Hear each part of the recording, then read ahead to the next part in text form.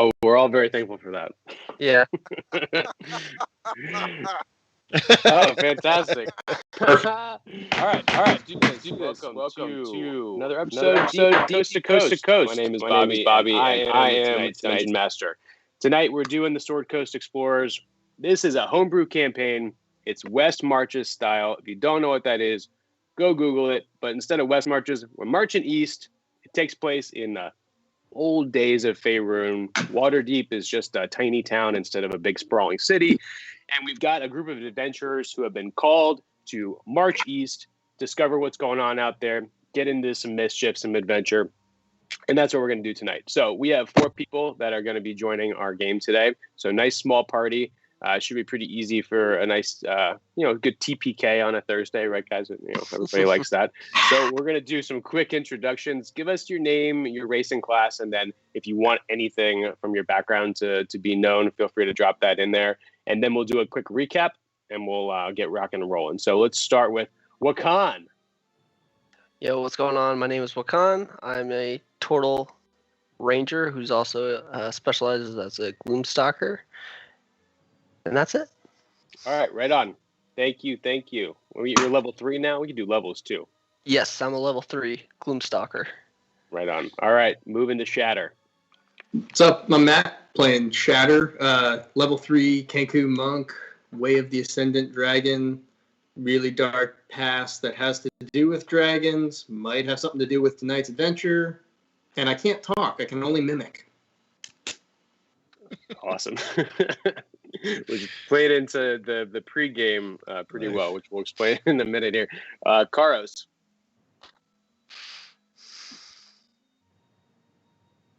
Oh, you're muted. Charos, you're muted. Come back to us. We're skipping Charos. We're going to Rowl. So my name's Sonny. I play Rowl, a level 2 blood hunter. I haven't specialized yet because I haven't hit that level 3, but yep. I hope I will get there tonight. Just as long as you don't die, we're gonna get you some XP. Just whip any dragon I see straight away. Yeah, exactly. Right. Right. Use your cattail. I'm gonna make a little note here. XP. I just wrote it down, so we'll make sure that you get some. Charos, are you back online? I heard him. You just gotta shave that stash, I swear, and then it'll be all right. It's a caterpillar going. All right, let's let him fix that. And we'll also thank you in the background. Neil is working in the background here, helping out with the stream. So kudos to Neil for sitting through this hot mess of a session tonight. I'll go ahead and give a quick recap, and then if Charos comes back online, we can have him introduce himself. With the Sword Coast Explorers, we have a Discord channel that's going on. We're going to open that up to the public once we actually get some people that want to listen to what we have to say. So one of the things we do is we role play our game ahead of time for a couple of days. And so I want to give a quick recap, maybe about 90 seconds or so, if I can squeeze it in, as to what's happened thus far. So these 4 adventurers have set out to really go treasure hunting, and they caught wind that there was a group of goblins called the Patch Bandit Clan Goblins that were last seen right around here. If we take a look at our map, I'll bring you all close in here.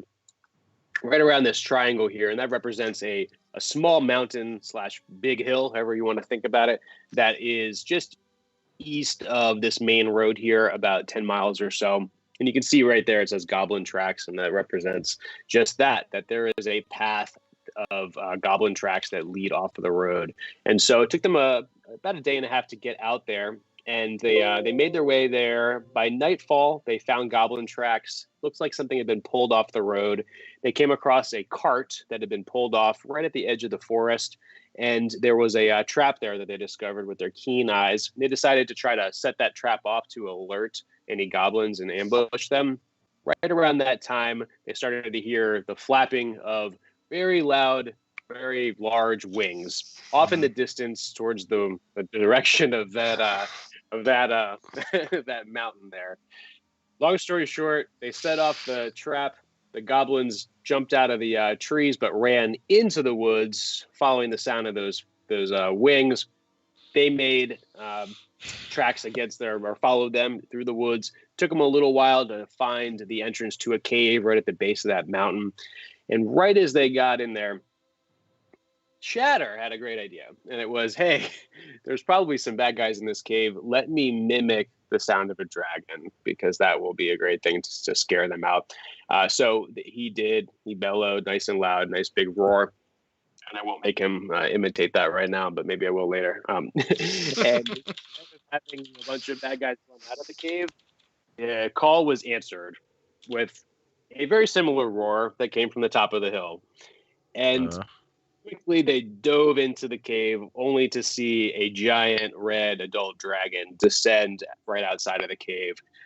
Searched for them, couldn't find them, but did take in a big inhale and spoke to them and said, horse, cat, turtle, bird, mimic bird. And then he realized, he said, clever ruse, I will see you again soon. And with that, he walked out of sight. But instead of going out there and risking their lives, they went back into the cave further, which led into a tunnel.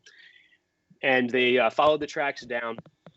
Eventually, they actually got captured by the goblins. They got knocked out by some I guess, poison gas in a tunnel. They woke up and knocked out. Yeah. Okay. It was a close one. Y'all did a good job. They got knocked out. They got put in jail. They wake up and they have no weapons on them. But this is where they are. So let's take a look here. They are in jail. And eventually what happened was these goblins were over here by this cart in the top right. They were looking at some stuff over there, and you haven't taken a look over there yet. But as this was all happening, the group was hearing a new sound, and it was this giant boom, boom, every 10 seconds or so, and it was shaking the earth. Dust was falling from the ceiling, and it was getting louder and louder as they went down that tunnel. And once they woke up here in jail, it was even louder, banging, things were rattling. And suddenly, as Charos uses his horse hooves to kick open his door, they hear a crashing sound coming from this direction over to the east through these two doors here up the stairs. And they hear a final huge crash. And you can imagine the dust bellowed into the room, dust everywhere and big shaking. And then they heard the roar of a dragon. And the dragon has entered through the roof, burrowed down, and is in the room directly next to them. Screams of goblins are coming from that room. These three goblins are freaking out. Charos has escaped. And that's where we're going to start tonight's session. So I think that was way longer than a minute and a half, but there was a lot that we covered. So let's do a quick thank you. First off, Foundry. Oh my God, the platform that we use will never go anywhere else. It's an amazing platform. So thank you to the team at Foundry for putting this in our hands. Today's maps are brought to you by Animated Maps on Patreon. We'll put their link in the description. It's really just some beautiful maps here. These are all still images of those maps, but I encourage you to check them out. They've got some great animated stuff. Charos, are you back online? Can you hear me? I can hear you. Why don't you give a quick recap of yourself, and then we'll get kicked off. Sure. I'm Steven. I'm playing Charos, who's a barbarian centaur. Awesome. Thank you. And you're level 3 now? Is that right? I am level 3. Okay. Beautiful. Thank you. So Shatter, Wakan, and Charos and Rowl are in the jail. Tonight's theme, we're gonna kick it off with never pretend to be a dragon. All right, let's just agree upon that, Shatter. I like that. Probably not the best move. And with that, we're actually going to start tonight's session by rolling initiative right off the bat. Everybody needs to roll initiative. Let's get rocking. That's so awesome. I'm glad I joined this right when we're all going to get fried. Well, there is no combat encounter. Oh, my bad. Here, I'll. You're good. Yeah, off to a good start. There you go. Huzzah! Huzzah! Ah. Well, I guess these goblins aren't gonna go run in the next room. Out. Got problems. Oh, let's get fucked. All right, let's see.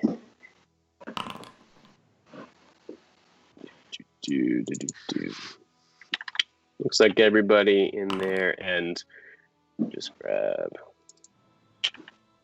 The way I like to do it is having every creature of the same type just have the same initiative count. It makes things go a little bit faster. So I'm going to go ahead and begin combat here. These two goblins right here, they're going to make a beeline up, and they're going to go check out what's going on here. This one right here, first off, uses half of his... I forgot to mention, you guys are all knocked prone from that big bang, if you guys remember from our roleplay beforehand. So keep that in mind, and if you need to get out of prone, you remember you have to use half of your movement speed to do so. So this little dude is going to use half of his movement speed, and then he's going to move towards the doorway there. So we're going to go with Wakan and then Shatter. You guys are both still in jail. Okay, first question. Has that big boom that knocked us all prone, we discussed earlier how some of these jail cells are touch rickety. How is my door looking? Yeah, absolutely. Great question. So all of your doors are pretty rickety, and you can see that the hinges have come a little bit looser, but it's still, just from a regular shake, it is still holding firm. Okay. So I think I'm going to try and use the shell for good use for once. So I'll do... So I'll stand up, and I'm going to try and charge my jail cell now that I can see it's, rickety. Mm-hmm. I believe it's just an unarmed strike for this, right? That's fine, yeah. If you want to, you're just going to attack the... Well, I'd like to just, run into it full speed with, 500 pounds of hard-shelled turtle running towards this rickety door. So you tell me what I need to roll. I'd say let's do an attack roll, and that'd be fine. And then we can actually not an attack roll, just do the damage for it, because we know you're going to make contact with that gate. Yeah, hopefully. All right, so we'll do the unarmed strike. We'll do attack. Crap. If I can attack it, maybe. Is it? Oh. All right. All right, so we'll just do 1d4. Cool. Are you going to do your stuff through Discord, and we'll translate over? So it's a 3. That's fine. What I'm going to say is, with your hefty weight, that we're going to add a bunch of on top of that, and so you were able to use your turtle shell and bounce through, and you kind of fall prone and knock into some of these vases right there. So I'll just move you like 2 squares up, but you're freed, but you're just knocked on your ass. That's fair enough. All right, cool. We're going to go Shatter and then Charos. Cool. Shatter is going to do similar. He will infuse his hands with cold power from his Ascendant Dragon way and just beat the hell out of this cell door. So that's 5 damage. Assuming that's not enough, he'll hit it again for 4 damage. Boom. It busts open, hanging on its hinges. All right. You've got movement speed, or half of it from after standing up.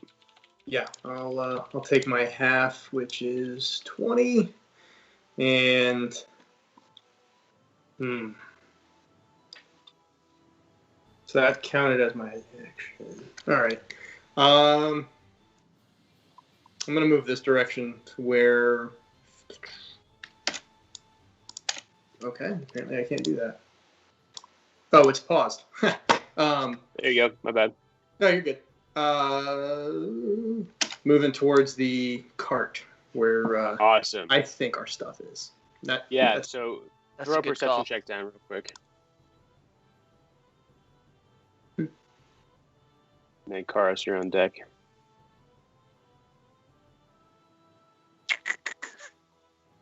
Sorry, Shatter, did you hear me with the perception check? Oh, I did not. I'm sorry. My bad.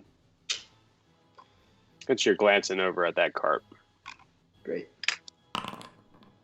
Awesome. Yeah, you see a couple familiar items, including the dagger that you so covet and love so much, are resting right there on top of that cart. Fantastic. All right, Charos, and then I keep messing up your name. Is it how do you say it? Rowl? Yeah, Rowl. Rowl. Thank you. Yeah. Got it. All right, Charos, then Rowl. Can I see if the goblin is an empty cell, or is he trying to escape through the path?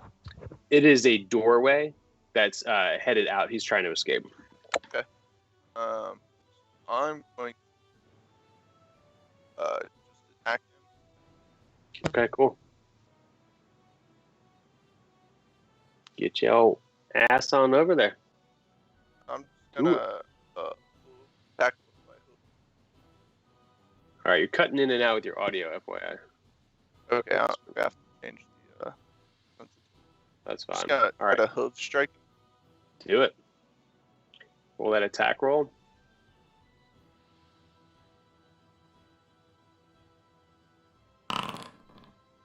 $13 misses. Okay. And that'll be the end of my turn. Okay. All right. Rowl. Okay. So just to recap, I got no weapons. They're in this cart, right? That's correct. Okay. So in order to hit my door, what do I roll? You could do an unarmed strike if you wanted to. If you feel like I don't know how big you are. If you feel like you want to try to do something else to get out, we can talk through that. But it's really up to you. We can just try to bust through the lock.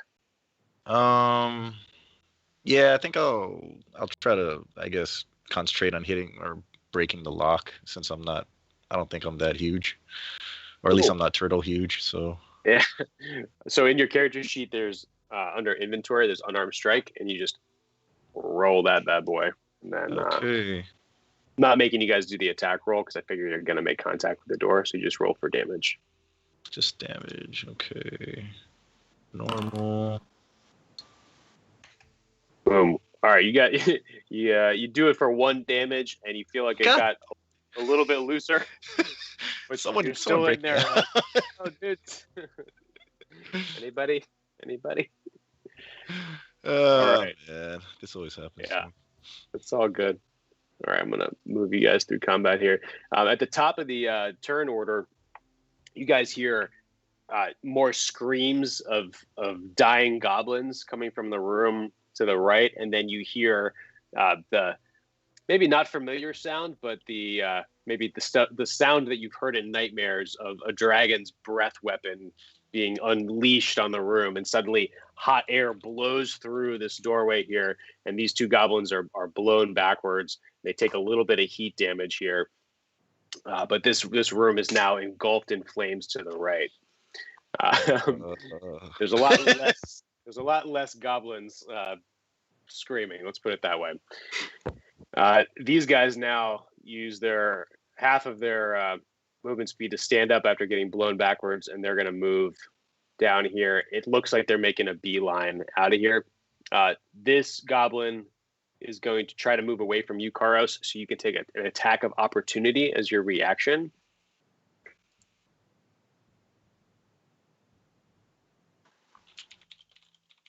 Would that be an unarmed strike, or could I also use my hooves too? Well, let's look at your character just real quick. Is that no? Your hooves are considered a weapon, so that's fine. You can use it. Okay. And make that attack. The 8 misses.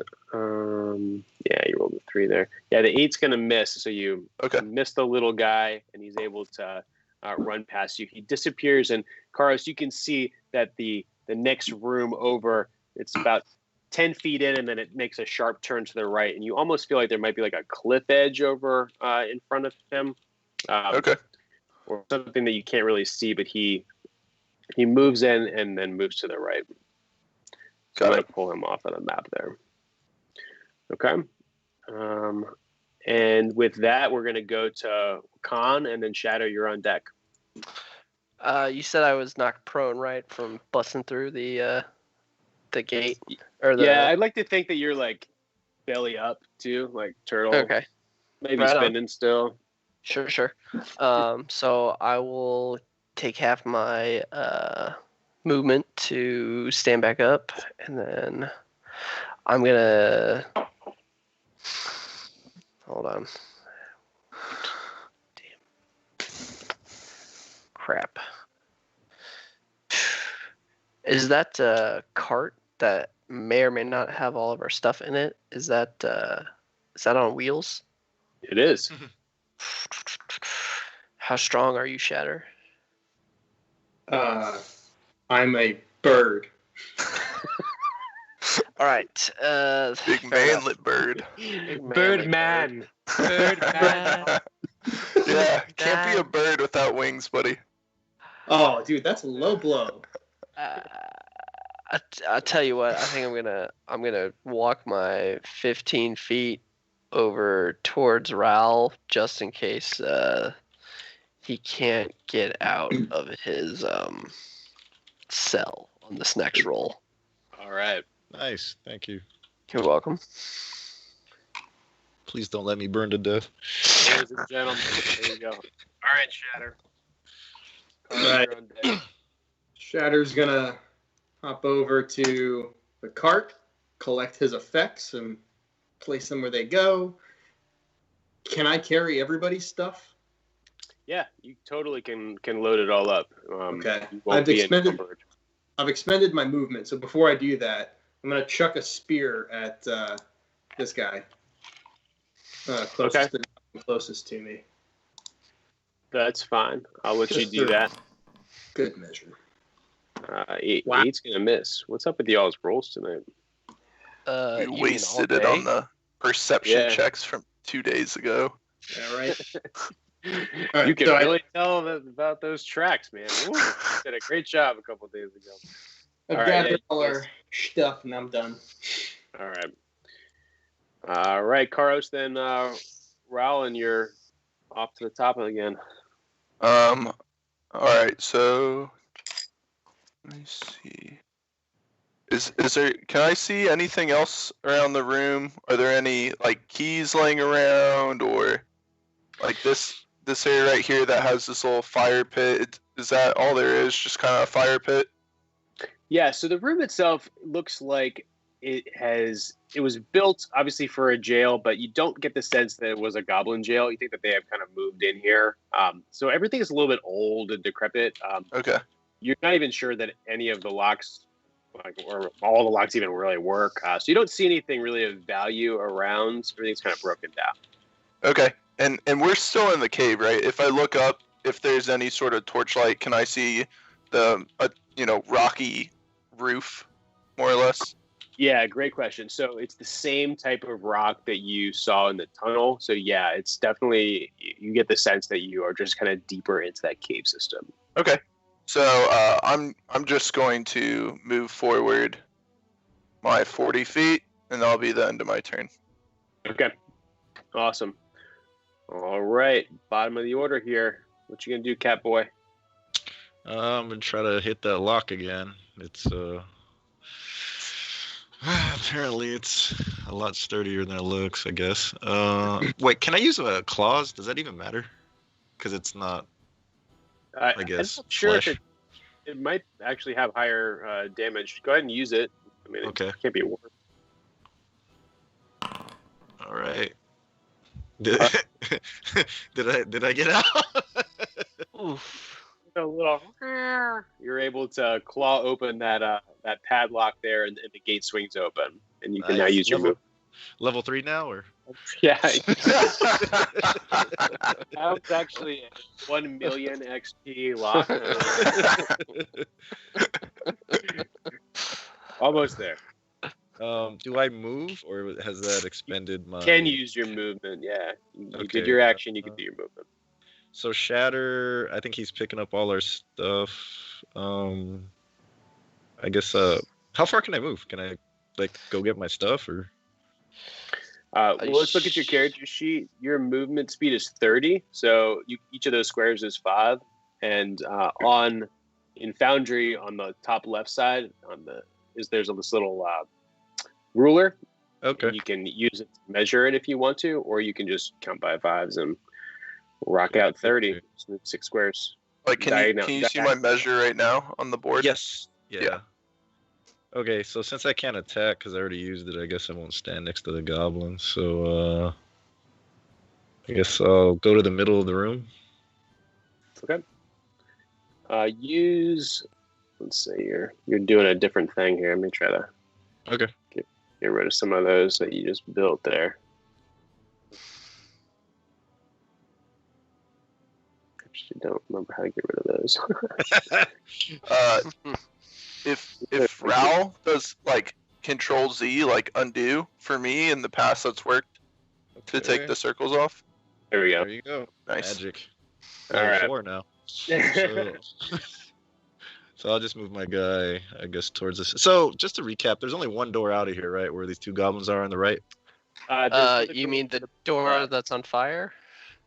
So this one on the right's on fire, and this blue passageway on the left is the only way out that's not obstructed. That's correct. Okay. Unless you have fire resistance. I don't think fur goes. Fighting ability. Great idea. All right, goblins are up.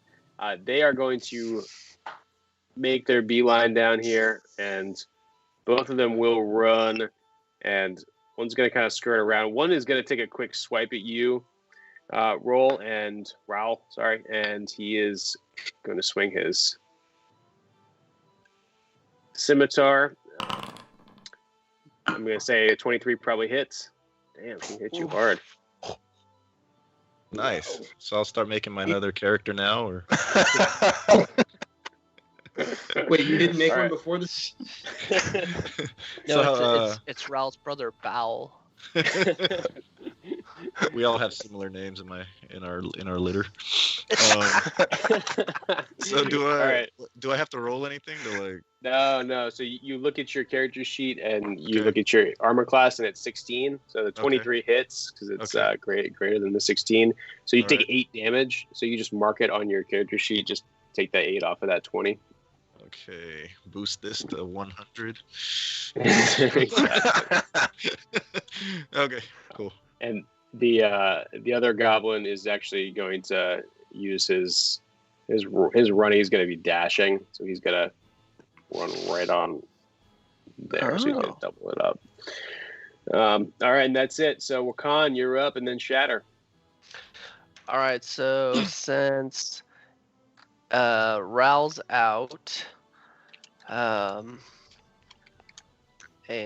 Shatter has the ability to use not sure why wheels. Goblin told you guys that. Sorry. Let him live. He's not bad. Yeah. Sorry, I'm in your Wakan. Go ahead. No, you're good, man. I'll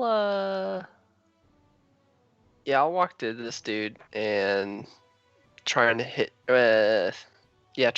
with the with my fists here. Cowabunga! Cowabunga! So I am going to use my claws. All right, do it. Or attack. Normal. Ooh, 14. You barely miss him with your claws.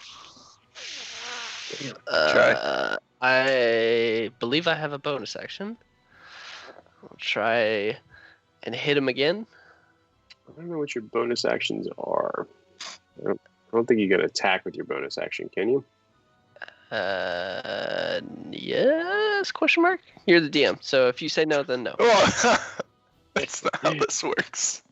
I just want to know what if your bonus action allows you to do that, right? Like there's some.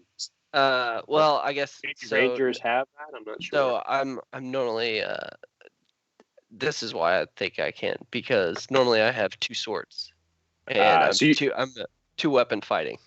So your bonus action, if you look on D&D Beyond, you can click on it, and you really have 1 bonus action, and it is that offhand, or you can do a Hunter's Mark spell. It looks like. Yeah, I'll save that for a little bit. All right, cool. Yeah, so we're not gonna let you do a bonus action here to attack with your claws, even though you do have 2 claws. But Shatter, bring the goods. You're up. Bring the goods. I always bring the goods, guys. I'm gonna roll it next to this guy, and for good measure, I'm gonna punch him in the face with a fire fist. Okay. Oh yeah. Yeah, 17 hits. Good. Is it 5 hits? Okay. So the first one actually killed him. The 5, he's out. Nice. I still hit him the second time. Intimidation. Well done. I'll finish my movement towards the exit with everybody's stuff. All right. So did you put it on the ground and then punch him, or was all the stuff still on your back? Oh no, I had all the stuff in my fist. That's why. Nice. All right, Charos, you're up, and then Rowl. Can I see how big this passageway is over here on the left? Like about how wide? Yeah, it's about like between 12 and 15 feet wide. It looks like. So it's wide enough for that cart to fit if you want, if that's what you were thinking. But yeah, that's about how wide. So if I stood in it, the goblin could potentially run past me. I wouldn't be too big to block it. You couldn't block it, but you would definitely be able to hit him, or you could just hit him right now. Okay. Yeah. So I'm gonna move in front of him, and then I'm just gonna attempt another hoof strike on him. Okay. Do it.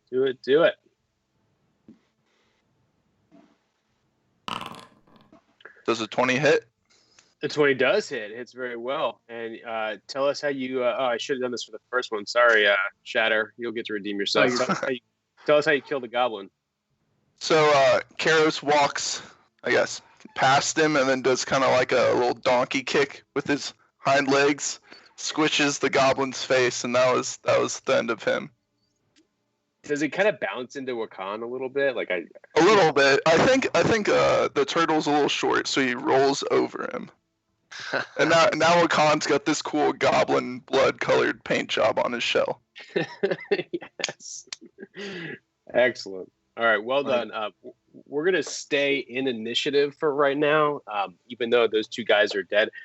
After you kick that dude in the face, you're able to kind of focus again on what's happening in the room next door, and you can see clearly through that you can see the dragon. Okay, it's in this giant cavernous room. There's shrapnel and broken bits of building everywhere. Dead goblins are all over the place, but you still see about a dozen of them firing their bows and trying to talk to each other about attacking them. But this dragon is just going to town on them, and it's like every second another goblin is down. Things are unfolding quickly next door, let's put it that way. So we might stay in initiative for a hot bit, because you suddenly look over as you're watching this, and the dragon catches your eyesight, and he sees you guys. Damn it. And if dragons can smile, he has this little smirk on his face of recognition. He keeps on fighting the goblins, but he knows that you guys are right next door.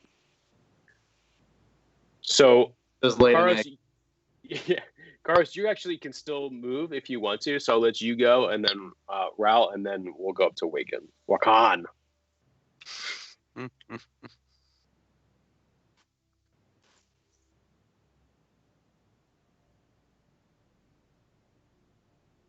Charos, you're muted. Yep, nope. There you are. There we go. All right, I used the rest of my movement to run back to Shatter and grab my great club, great axe, and javelins. Okay, awesome. Next up,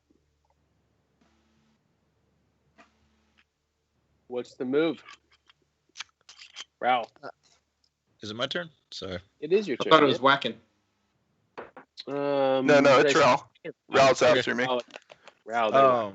Quick question. So if I get all my stuff, can I still fit a scimitar? Like, I don't know, in my back or something? Oh, yeah, you get. Oh, like the goblin scimitar? Yeah, I mean, since he whacked me with it, and I'm standing next to him. So can I pick up his scimitar and then move over towards Shatter and grab my stuff? That's fine. Yeah, I'll let you do both of those things. So that uses your action and part of your movement. Do you want to move anywhere else?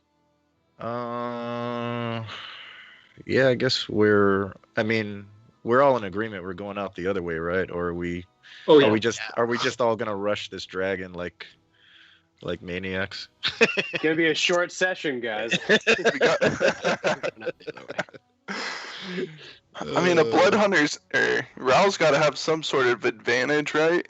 Dragons are fairly, evil creatures. Yeah, he has an advantage on dying very gracefully. As long as it's painless, then I'll pass this all on to my son. So, how much movement points do I have left? You only moved like 5 feet, so you've got another 25. Yeah, I guess I'll start moving towards the door. All right. 1, 2, 3. Cool. All right. We'll let you finish that up then, and Wakan, then Shatter. So Wakan will be moving the 20 feet to Shatter's cart to grab all of his stuff. And then he'll move 10 more feet. He gets his stuff, and then he'll move 10 feet. 1, 2, 3, 4. Wait, hold on. I gotta measure this.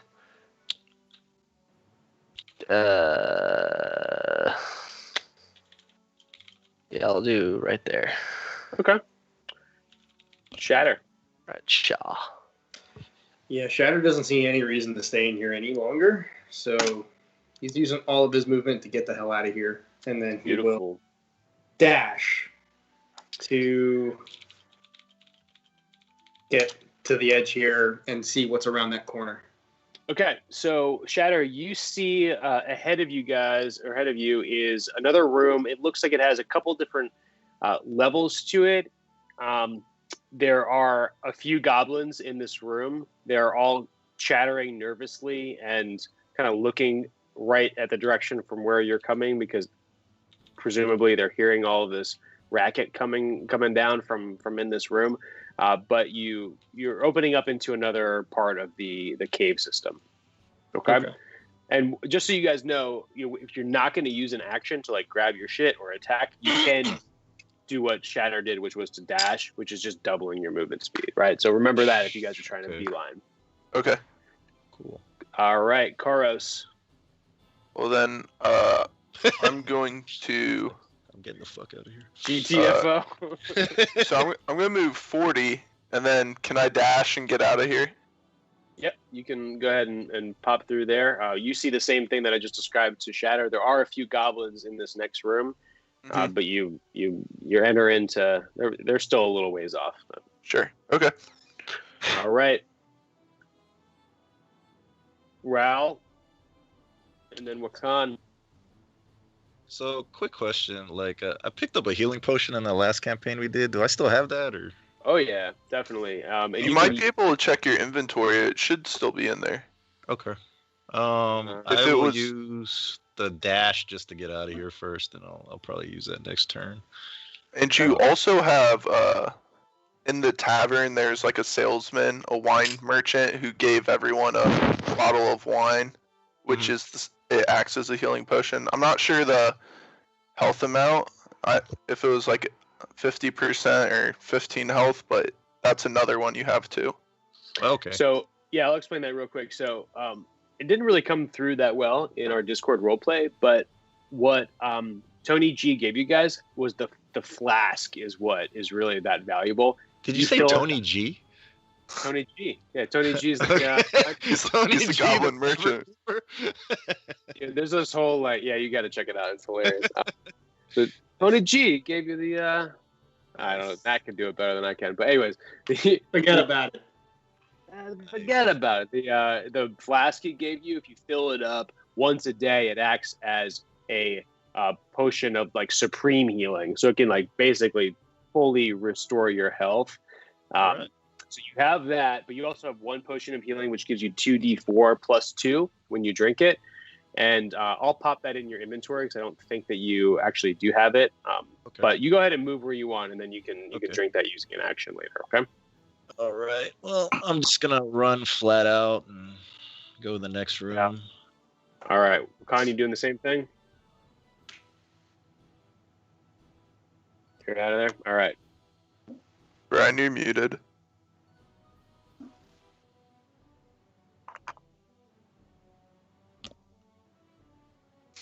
Wakan, you with us? We still can't. Oh, sorry, there you go. That's my bad. No, we hear you. Yeah, I'll be using my 30-foot move and then dashing again, so it'll be 60 feet. Nice. All right, beautiful. You guys make yourselves into moving into this next room, and again, you're hearing behind you the sounds of this battle, but again, you're hearing less and less of the goblins, and you get the sense that within a minute or so, this dragon's going to be donezo with all the goblin nuisances around.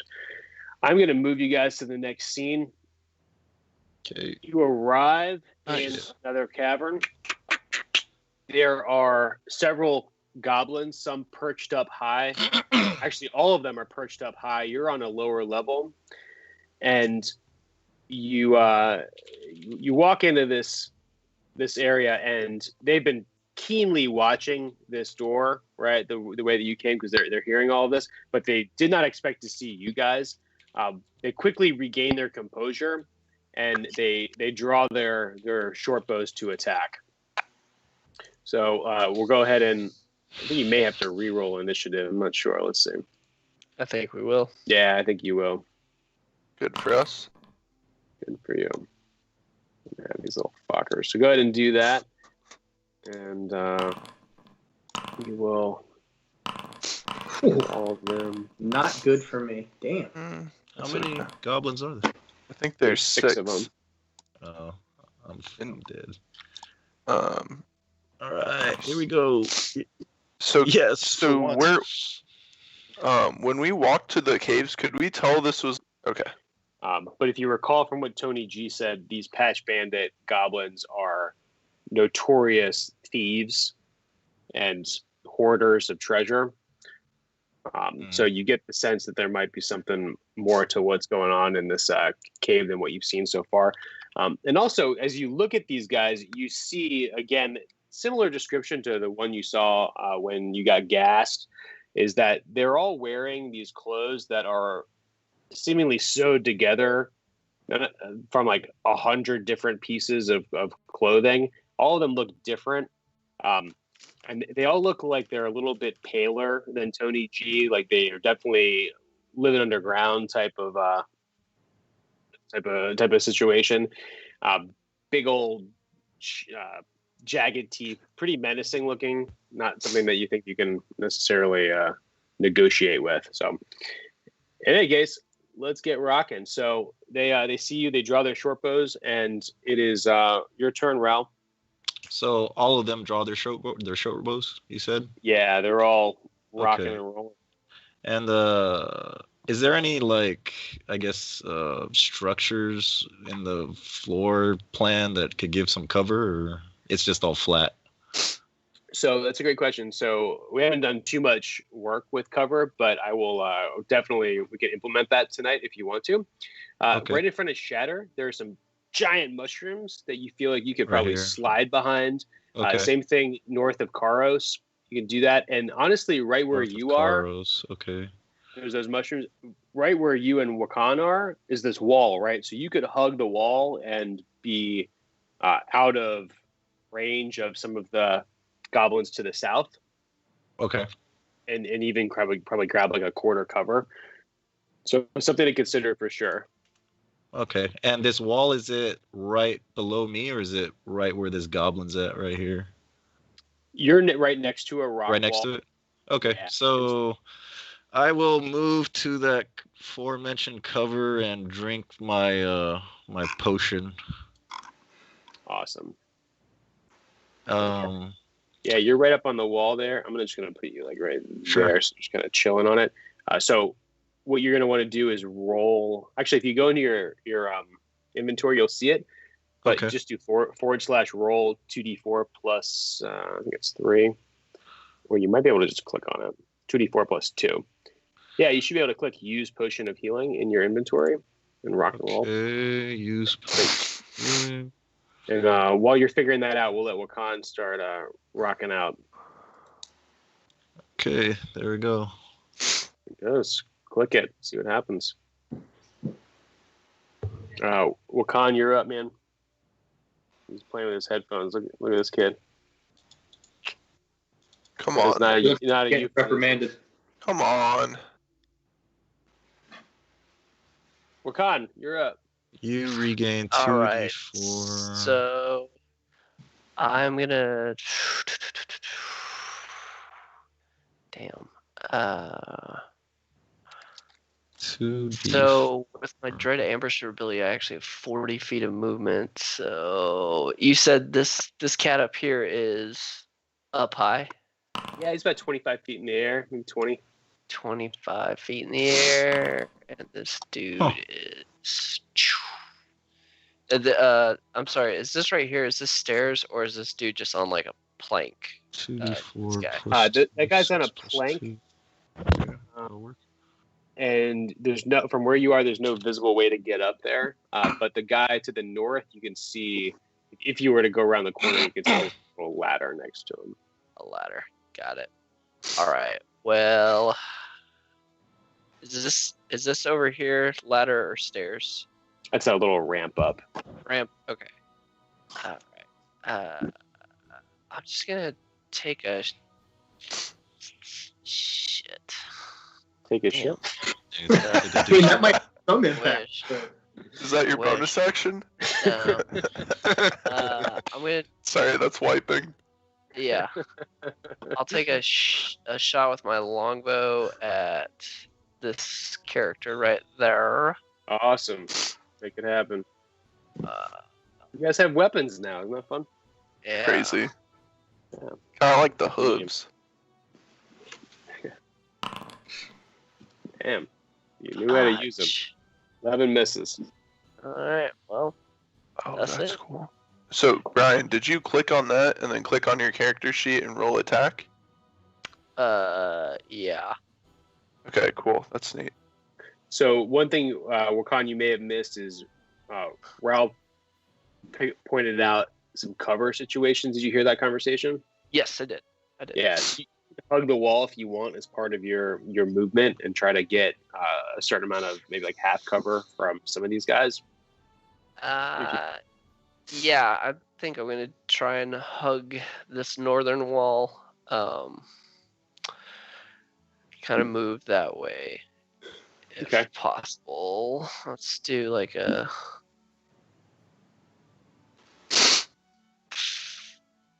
Yeah, right about there. That'll. Well, you have to go around. So 5, 10, 15, 20, 25, 30, 30. Yeah, you can't really get quite there because you have to go around that wall. You know what I'm saying? Oh, okay, I see what you're saying. 25. But you can grab cover right where you are if you want and hide and kind of hug the wall. Tell you what, I'll move up to these little Shroomies? Yeah, the little shroomies there, right here, and hug my cover that way. Okay. The goblins are gonna go ahead and go next. The one at 12 o'clock can't see shit, and he doesn't do anything.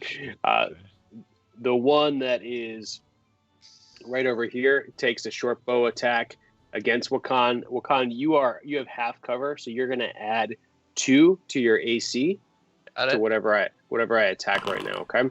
Yep. So that's an 18 to hit. That misses. Okay.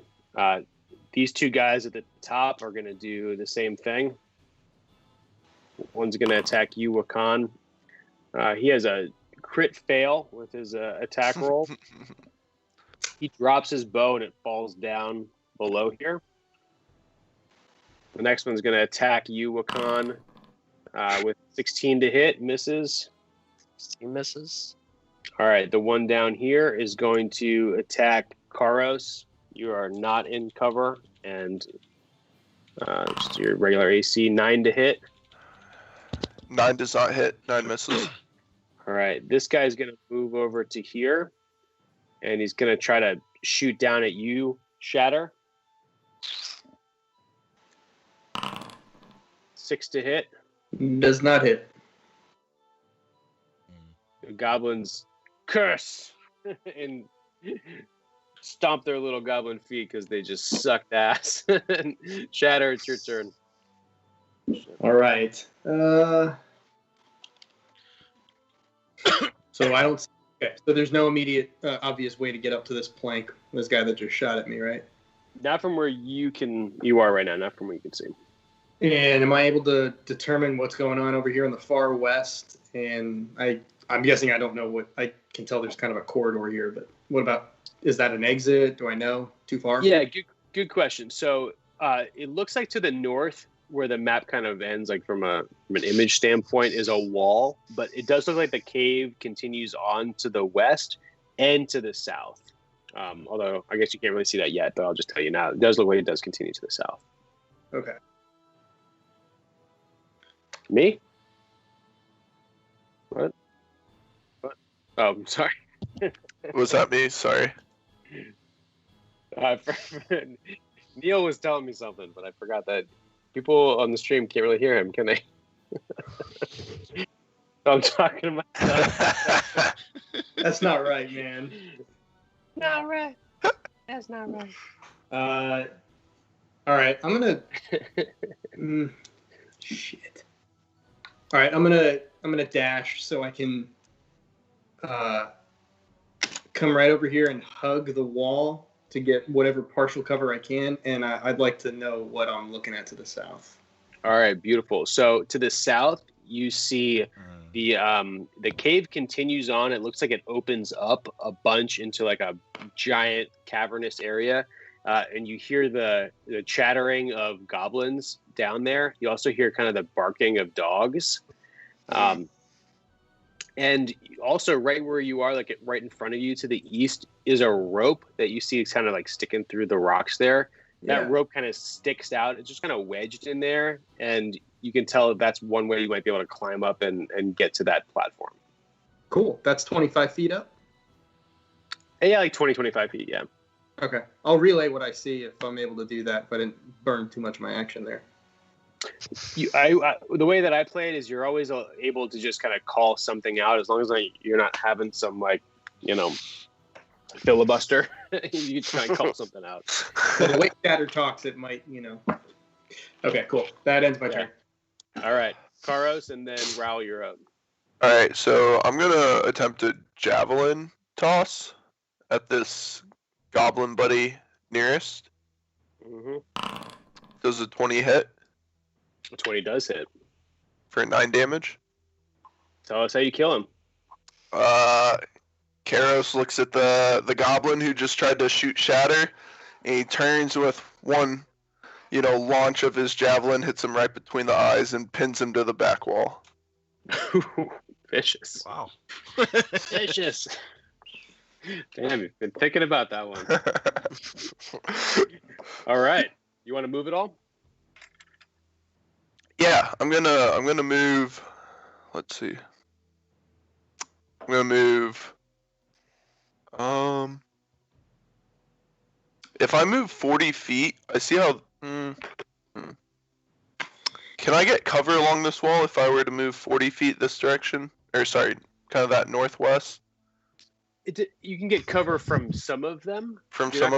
You can get cover from the ones to the west, but that dude to the east is going to be able to still get you. Sure. Okay, so I'm going to kind of move here and try to see if along this ridge line and see if I can kind of hug it. I know the one goblin can see me, but I think I should be able to kind of get some cover from the rest. Yeah, you'll be able to add 2 to your AC, which is half cover, to any of the guys shooting at you from the left side, okay? Okay, cool. All right, top of the order. Back to the Catman. How tall up is this? I guess this ramp right here. Like 20, 25 feet up to the top. But that guy's dead, just so you know. Okay, so I guess with my claws, I can climb 20 feet. Do I need a roll for this, or? No, you're good. You rock up there. Okay. And then from, I guess, the position I am where I climbed up, I'm guessing I can. There's a line of fire to these three, but not this guy in the north. From where you are, that's correct. If you moved a little bit further to the west, you'd be able to get all of them. Okay, so who's the one with the first? Who's the goblin with the first initiative? They all look the same, so I don't know. They're all gonna go at the same time. They all go at the same time. Okay, yeah. So I have a light crossbow in my inventory. Yeah, you can use that to hit any of them. I guess I will shoot the one closest to Shatter. Okay, cool. Go ahead and roll it. Okay. Rowl it. I gotta trademark that now. Come on. Guessing I just hit attack, right? And then. Yeah. Rowl it. Oh shit! Not that many times. Whoa. Just hit. So now that it's on the chat, hit. You can just hit the attack. Oh, sorry. Rectangle there. I didn't know it was going over and over. No. You get 5 shots. It's a repeating crossbow. That's the cat agility. Ah, we got our first fail of the night, my friends. I'm so sorry. Beautiful. Beautiful. All right, so your crossbow jams as you go to fire it. And you're going to have to use all of your movement speed in the next one to try to unjam it, but I won't take away your action, okay? So if I don't want to unjam it, I just toss it. Can I just go on? Or? Yeah. I'm just curious. Yeah, no, definitely. All right. Yeah, absolutely. All right. Yeah, sorry you rowed so bad on that one. Now, huh? All right, Wakan, and then the goblins are up. Okay. So I think I'm still gonna hug this wall, keeping this dude kind of right above me. This goblin to the north, if that makes sense. It does. So if I continue to hug this wall, say, like right about there-ish, he can't see me, and do I retain my half cover? You retain your half cover from that guy. Okay. Because the other ones will still have line of sight to you. That's fair. Damn, it's so far. So far away. So far. Yeah. So I'll do that. I'll basically move right there, and then sorry, put my keyboard down. Move my dude right there, and then I'll take another longbow shot at this cat right here.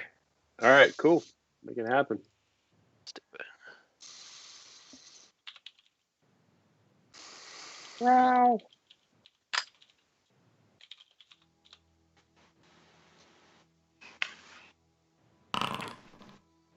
Fudge. That's the damage roll. Wait, where's your attack roll? Oh, there it is. 18. 18 hits. 9. How do you kill him? Arrow straight in the eye. Ooh. It's an impressive shot. One-Eyed Willie? Anybody? One-Eyed Willie. Goonies never say die. Here we go. There we go. Describe.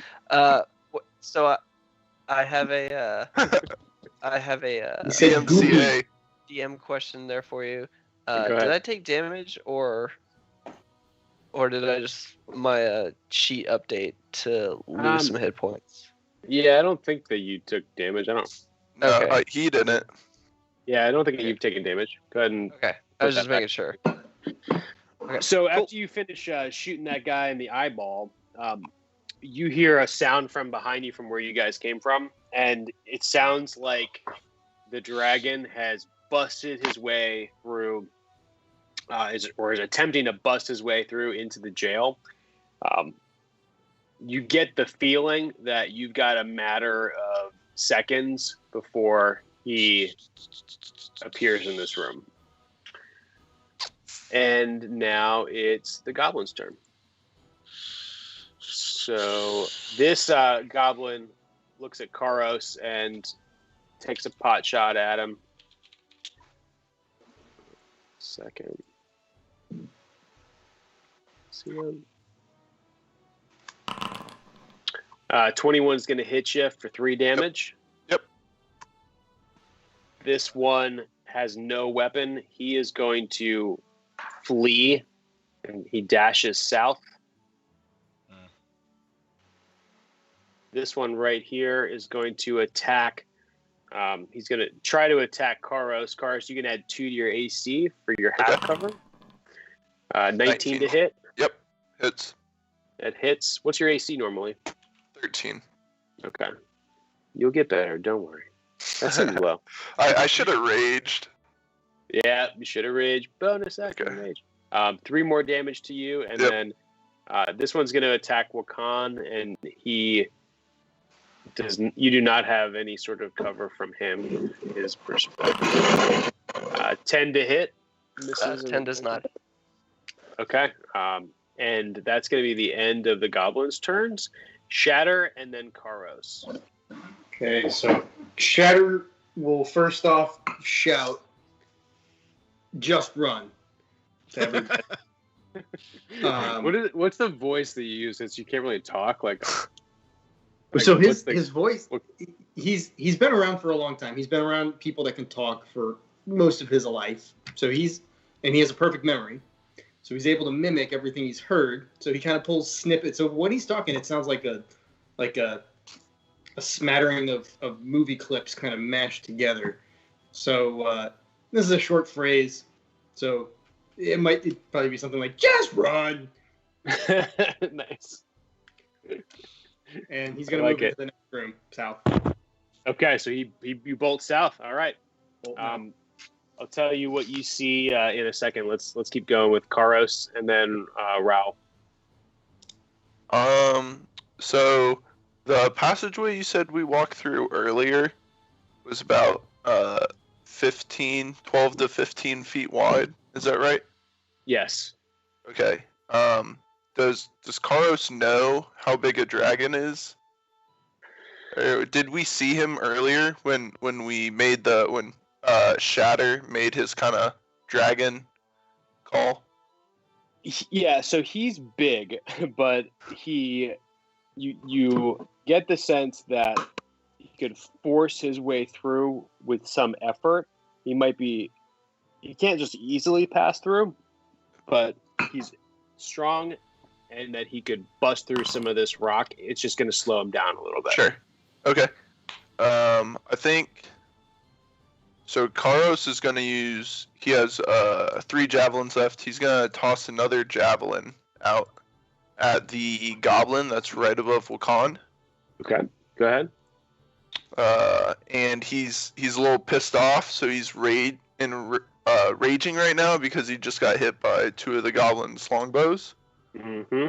So let's see. Sorry. 21. 21 hits. Tell us how you kill this guy. So this time Charos is looking up and he's aiming for the head and he misjudges it, and this one catches the little bugger right between the legs. And you see him tumble over and fall on top of Wakan, leaving Wakan a new goblin blood design on his shell. And then with his bonus action, this is a fun game. With this bonus action, he's gonna run straight south and get cover against this wall here. Awesome. So you can just use your movement to do that. It's not even a bonus action. So there you go. You've got yourself covered. I just can't wait to see, we need an artist to just draw Wakan at the end of this session. Some Jackson Pollock, but it's just green goblin goo. Angry Total emo goo. turtle covered in blood. Absolutely. Right up his alley. All right, Rowl. So I'm not gonna take an action. I'll just dash. Can I get down this rope? Yeah, definitely. Okay, so that's what I'm gonna do. You can use 10 feet of it to slide on down, and we'll let you use half of it. Okay. So you should be able to get down right with them using your movement and a dash. And how do I turn this ruler off? I'll just click up on the top left. There's like a little person symbol, and then you should be able to move your guy. You can also move your guy by selecting him and then using the arrow keys if you ever want to do that. Oh, okay. Well, something's wrong, but okay. So should be around here, I guess. Yeah, that's perfect. Okay. All right, Wakan, what do you want to do? I will also be dashing, and I will take my happy boat right next to Rowl. Okay, beautiful. The goblins see you escaping, and you can tell all of a sudden they kind of realize that they haven't been paying quite as much attention as they should have to what was happening. And they get that same realization that you have, that shit's going south and they need to get out of here. And so this one up here in the top, he jumps down and starts to run this way. So I think that guy's dead. Oh yeah, my bad. That guy was dead. Thank you. He's just going night. There you go. The guy on the bridge is gonna beeline down, and so is this one up here. They are basically out of sight now because they're up in the up on that top 20 feet up there. You guys hear this dragon, and you can tell that he's entered into that area right next to where Charos' jail cell was, and you can hear banging, clashing, trying to move through the corridor. Okay, let's see where you are now. You guys have entered into another area of the cave system. First off, I want to apologize. I did not line up the map very well with this one, so you're all going to be like in the middle of these squares, so just bear with me on that one. Sure. The woes of having a real job, not being able to do this all day. You walk into this area, and there's it opens up into this huge cave system. It's a massive cavern down below. It drops down probably 250 feet, and you guys see ahead of you along this rickety path, you see a giant two-headed dog flanked by two goblins. They immediately look at you. The dog starts to snarl, and the goblins look and they say, "Defilers, intruders, thieves! They're going for the gold! Kill them!" We'll roll initiative again. Hell yeah. So can we tell what that creature is? Oof. You can roll a nature check. Death dog. Okay. You can just see it. It's called a death dog up in there. You'll see it. Okay. Jesus. Who let that thing roll a 21? Right. This guy right here. Can we have like a mutiny? Neil, sub in. Battle.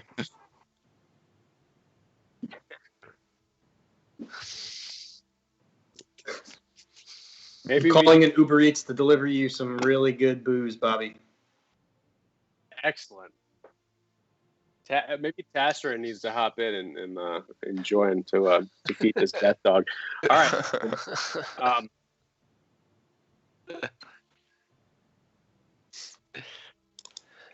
It'll probably fudge it, right? It'll mess it up, and then we'll be in trouble. We'll keep rolling. All right, so you guys have, dude, if you want to hop in, I know the people in the stream. And anybody Tasser listening right now is like, I'm talking to myself.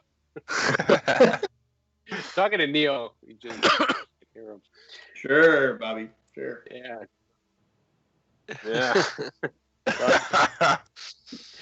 All right, I'm gonna keep doing my job, which is to kill you with the death dog. Right, that's my job. All right, you guys, you're on like a 15-foot wide little plank area here. It's a huge drop down, and there's no guardrail, so watch out, step. This guy is gonna roll up, and he readies himself. You can tell he's ready to bite whoever comes across this path here, and that's his move. I'm gonna begin combat. And now, Rowl, you're up, followed by Charos. Okay. Quick question. Like, as a dual wielder, does that give me two attacks, or is it just like one roll and two hits or something like that? I got like two whips. You have 2 whips.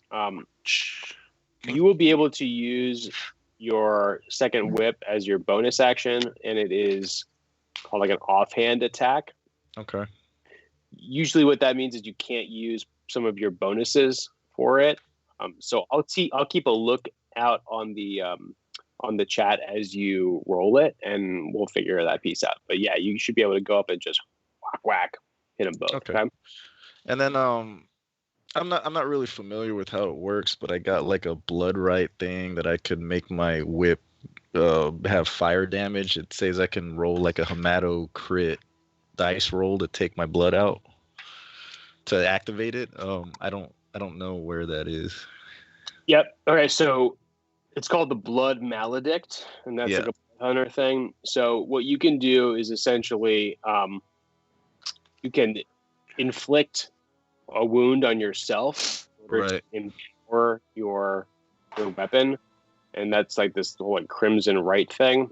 Mm-hmm. So what I would do is, if you want to do it, which we totally can, roll up to the dude and first off roll a manual. Just roll a 1d4, and we'll take that off of your health, and then we'll add a 1d4 of whatever damage type you want to the attack, and that goes for all your future attacks.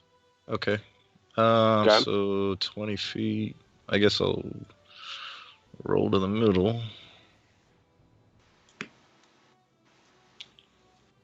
Or actually, like, this bridge is what it looks like, right? It's just this narrow Indiana Jones bridge.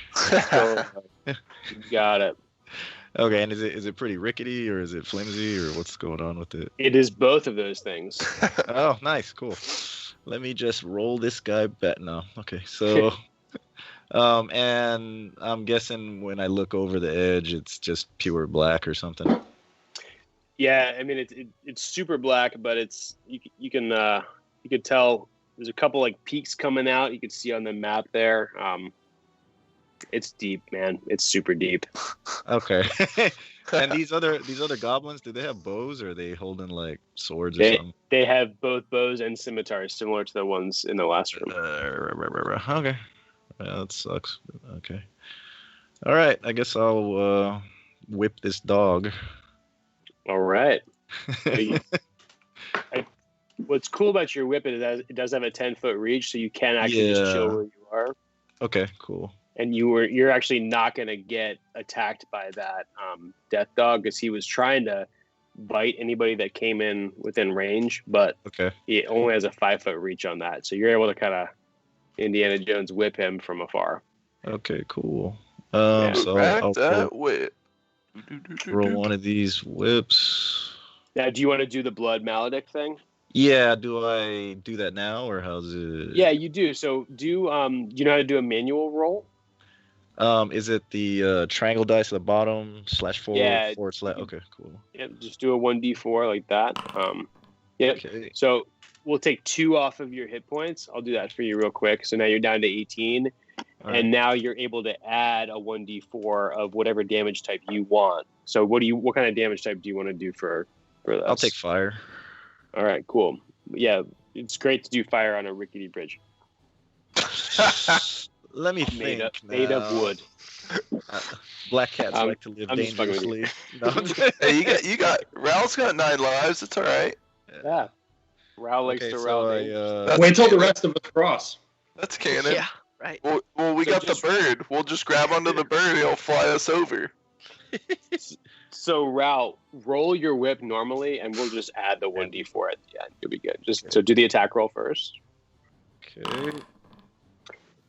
All right, the 10's gonna miss. So now with your offhand, the way that 2-weapon attack works, and this goes for you too, Wakan, or anybody else, you can use your bonus action to attack with a different light melee weapon. I'm reading this that you're holding in your other hand.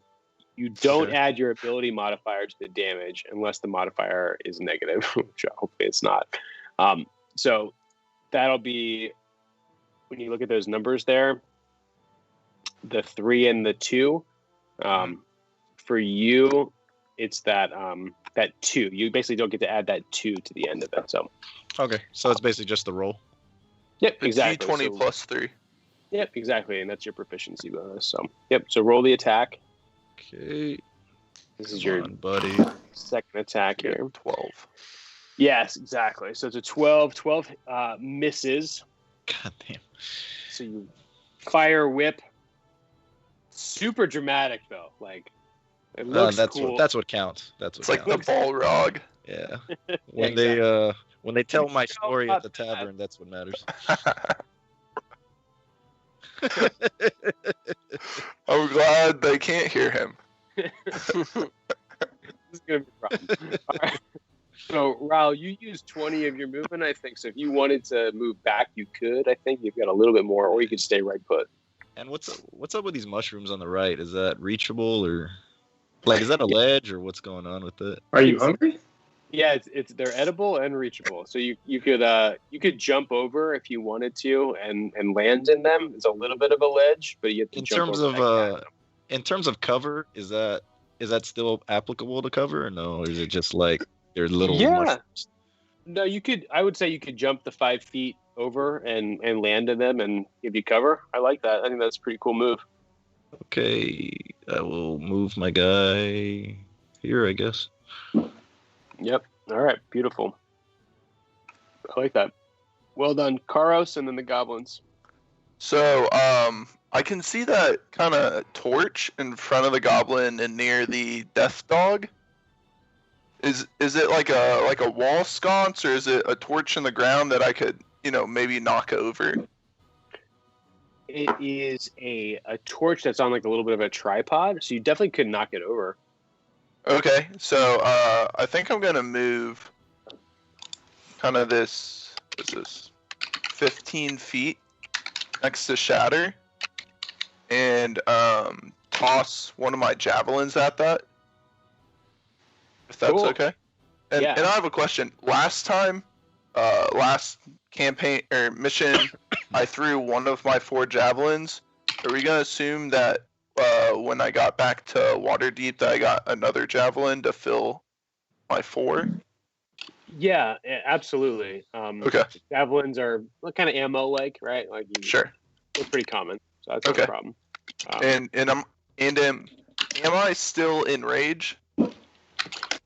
Just because we moved to the map, that you had to re-roll initiative, but you guys went through 3 rounds of combat in the last one, and I think rage lasts 60 seconds. Is that right? That's right. So 10 turns. Yeah. So you definitely still have some rage left. Can you tell me your intention of the? So I'm trying to push the fire, kind of knock it over towards that goblin who's near the edge. Okay. So in hopes of scaring it, and I'd like to. Could I make a reckless attack on that? Reckless attack gives you bonus. Gives you advantage on the attack. Advantage roll, on my attack roll. Yeah, go ahead. I'm gonna say that the DC to hit that is only a 10. Like the Okay. Let's see if they have a 10 or more. Cool. So 12. Yep. So you knock that torch over, and I'm gonna say right now what this goblin does is he makes a dexterity save because he jumps and he's like, ah! And let's see if he's able to grab onto the ledge as he kind of falters backwards. And we'll give the DC on that a 10 as well. Okay, so he grabs onto the ledge. So he's holding on tightly to the ledge, but he is almost going to put a little fall symbol on him. So he's holding on to this little ledge right here. And essentially, he's definitely out of combat for that next round. Okay. And then with the rest of my move, I'm just going to step in front of Shatter here. Kind of human beast meat shield. And that's the end of my turn. Well done. Love the creativity that we're seeing today. This is awesome. Okay, cool. So the goblins are going to go now. This guy's going to use all of his movement speed and action to climb back up, and he's going to jump on top of that and try to smother that torch that you knocked over there. And that's going to be his whole turn. This goblin is going to move next to his little brother there, and he's going to shoot at you, Charos. Okay. And he is... And he should... Or I have disadvantage, I think. Or he should have advantage because of my reckless attack. Yes, that's correct.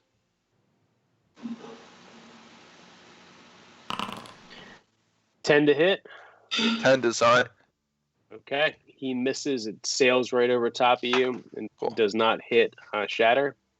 And that's the end of their turn. Shatter, and then Wakan, you're up after that. Okay. Cool. Quick clarification question. My teleport ability with this Everblade, is that an action? Yes. What? Thought so. Figured I'd ask anyway. Shatter's got a fun weapon.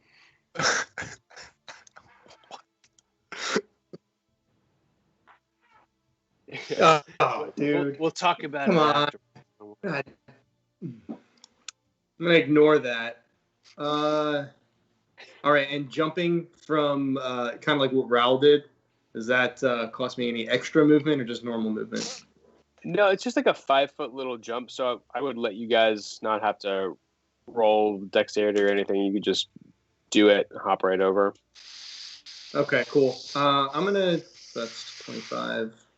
Yeah, I'm going to say I follow Rowl's path and roll up next to this goblin over here.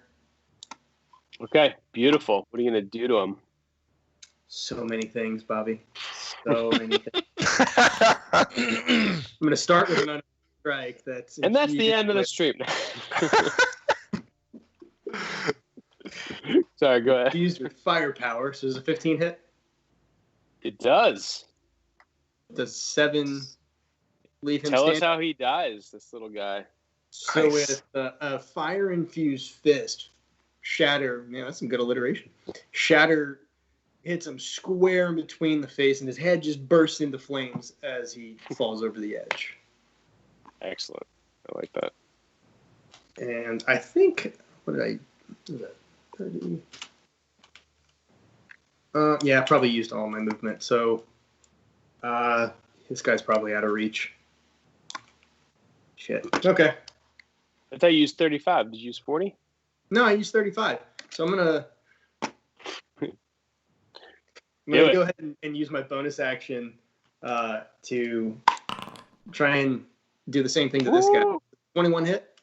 Oh yeah. 5 does damage. not kill him. Damn. Nice. But you put a big old fist right into his stomach there. He's doubled over in pain. Well done. Wakan, you're up. So I have a couple of clarification questions as well. So my Dread Ambush ability, it says if you take the attack action, you can make one additional weapon attack that deals an extra 1d8. Now, if that attack comes in a bonus action, does that still count as an attack action? So sequence of events would be spellcast, movement, attack. With this ability, shit. Would I get a second attack? You said that you get a second attack action. It's that you get to attack again as part of it. So I think yes. Just do what you want to do there, and okay. You're going to be able to get that extra swipe in, and then you can also do your bonus action to swipe a third time. Is that what you're asking? Well, isn't casting a spell an action? So you're going to cast. Yeah. So I was going to cast Zephyr Strike, right? That's on a bonus myself. Action, right? It can be a bonus action. Yep.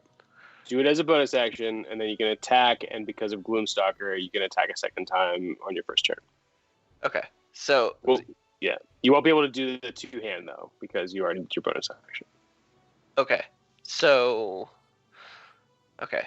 Attack. Move. Attack. attack, bonus action. Attack. This is where it kills me because it gets so confusing. But so let me try to simplify it for you.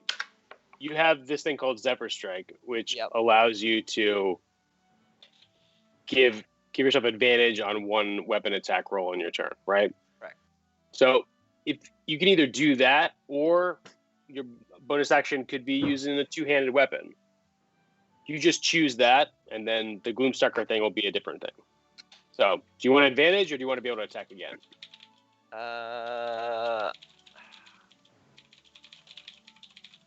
Damn it. If you want my advice, more attacks. I'll take the attack. Yeah, the Dread Ambusher. So, move, and then attack, and you're going to be able to do 3 swipes. Yeah. The second one is going to get that extra Gloomstalker. The third one's going to not have that extra plus whatever because it's an offhand. Yeah. Got it. All right. So that. Do you want to DM, Charos? So that'll be my 40-foot move to this guy, and I'll attack the Death Dog. All right.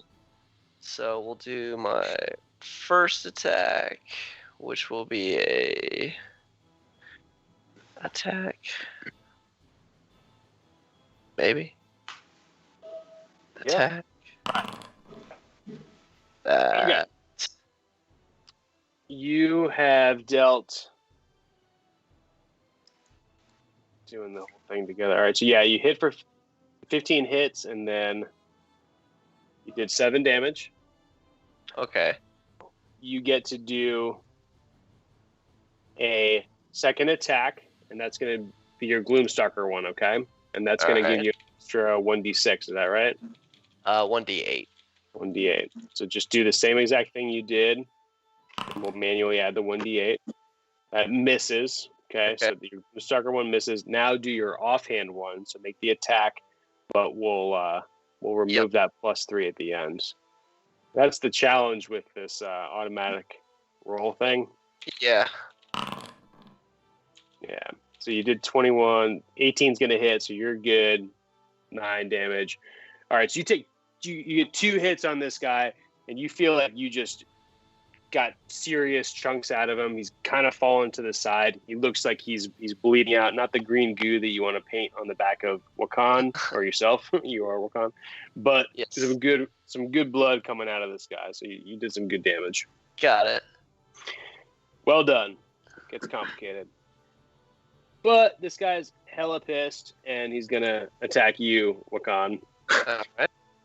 And he gets a multi-attack, okay? So he's going to make 2 bites attacks on you. First one's going to be a 7 to hit. 7 does not hit. 16 to hit. 16 does not hit. Okay, so he tries to bite you with each of his heads and misses. Well done. Rowl and then Charos. Okay, so I will move into range of my whips, I guess 10 feet. Right about here. So from here I can whip both of them, right? Like the dog and the goblin? You could, yeah. Okay, so I will whip this dog.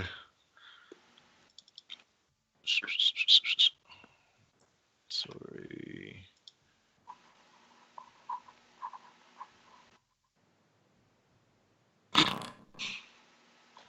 9 misses. Do you want to try to whip him again, or do you want to whip? Yep, I will whip the dog again.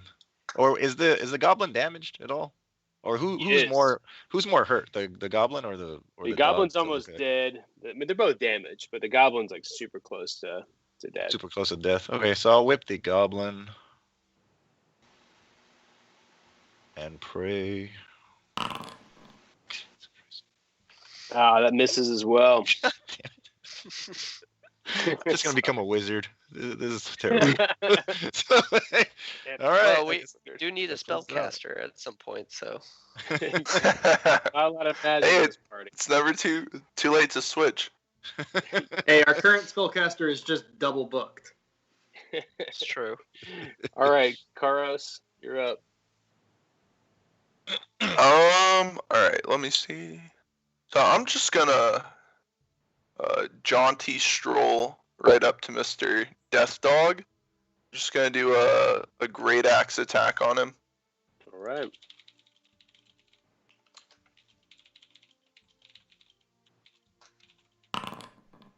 Ooh. You swing with your great axe and very badly miss it. It gets stuck in the wood right in front of you, and you're gonna have to use your movement next time to pry it out of the wood. Got it. Yikes. Or use the great club. Got it. Or do that. Any other movement or anything? No, that's I'll just stand there and defeat. All right. Goblin is going to attack Shatter with his scimitar. Come at me, bro. 18 to hit. That actually hits. 3 damage. Shatter, you're up. This is weird. Oh, I'm in the wrong freaking sheet. And then what I get for snooping on people's sheets, trying to help out, man. Jesus. All right. Nerd. Nerd. You're welcome. 16 to hit this fool that just, scratched me. It hits. 4. Tell us how you kill him. I punch him in the gut so hard he slams against the other wall, the other face of that cliff as he's falling down and tumbles to his death. All right. It's going down. Well done. Roll around up on this dog, and I will engage Flurry of Blows. Ooh. And make two more unarmed strike. 22 and a 10. First one hits, the second one misses. You do 5 damage. You punch this dog in the face. Yup. All right. Dog spit and blood flies out of his mouth. It's still kicking, though. Wakan. So I am going to cast Zephyr Strike this time. Okay. So I'll cast. So let me reread this one more time. So I will roll this first one on advantage. So the one attack roll that I actually make, it will be with advantage. Beautiful. Okay. I hope it works out for you. Me too. You killed my dog. Oh. Great. First one of the night. Oh. Yo, I think that hits. And then I get to roll an extra 1d8 of force damage too. Did it? I want to make sure that I got the force damage. D6 plus 3. See, I don't think I got the crit. Can you roll another 1d6? I can. Yeah, because I don't see the crit there. Maybe I'm missing it. All right, I'm gonna take another 4 off of it, and then what's your force damage? 1d8. All right, let's see if you can kill this thing. Not quite. Not quite. Not quite. It's hurting though. It's starting to kind of cower backwards. It's like teetering on the edge of this cliff. But it's still alive. Go ahead. A 14 didn't kill this bitch. It's a big bitch. No, it didn't. Big female dog. Sure, freaking close to doing it. It's got a lot of HP, but low AC. Let's put it that way. Those beasts usually are like that. All right, this thing turns to you, Wakan, and takes kind of a last-ditch effort to salvage its meaningless life. It attacks twice. 16 to hit. No. Sheesh. 12 to hit. Ooh, no. It misses you. All right, somebody's about to kill this thing. And I think he's got some whips. Yeah, hopefully. All right, so... Correct that whip. Like, it's a great mystery what I'm going to do, but here we go. You got fire damage on it, too. Oh, hell yeah. You hit, you kill with fire damage. How does it die? Tell us. So I whip him in the face. He catches on fire, and as he's dying, he falls off the cliff, and you just hear him howling all the way down. Nice. I love that. Nice. So after that's done, so taking a quick scan of the room, like, is there anything useful in here? Okay, so taking a quick scan of everything, you guys have taken 3 rounds of combat to finish this up, and you hear the sound of dragon bursting through into the room behind you, and you can hear it moving around, looking around in there. From the first quick glance that you see, Rowl, without doing like any deep digging and perception checks and stuff, your sense is that this is not a room of much importance. There's not really anything of storage or anything like that. Okay. The only logical way that you guys can see of getting out of here is going to the east, to the southeast even, and continuing along the path there. There are some crates and stuff to the north, but they look very old. They don't look like they hold much value of anything, but you're welcome to take time to look at it if you want to. Okay. I'm going to say no. Shortest path is the one in the south, I'm guessing? Yes. Okay, so I will move my 30 feet and actually, if you went north, it would be further. It would be faster. Is it? It's like 30 feet to about... Can you get to like a straightaway there? I can get right here.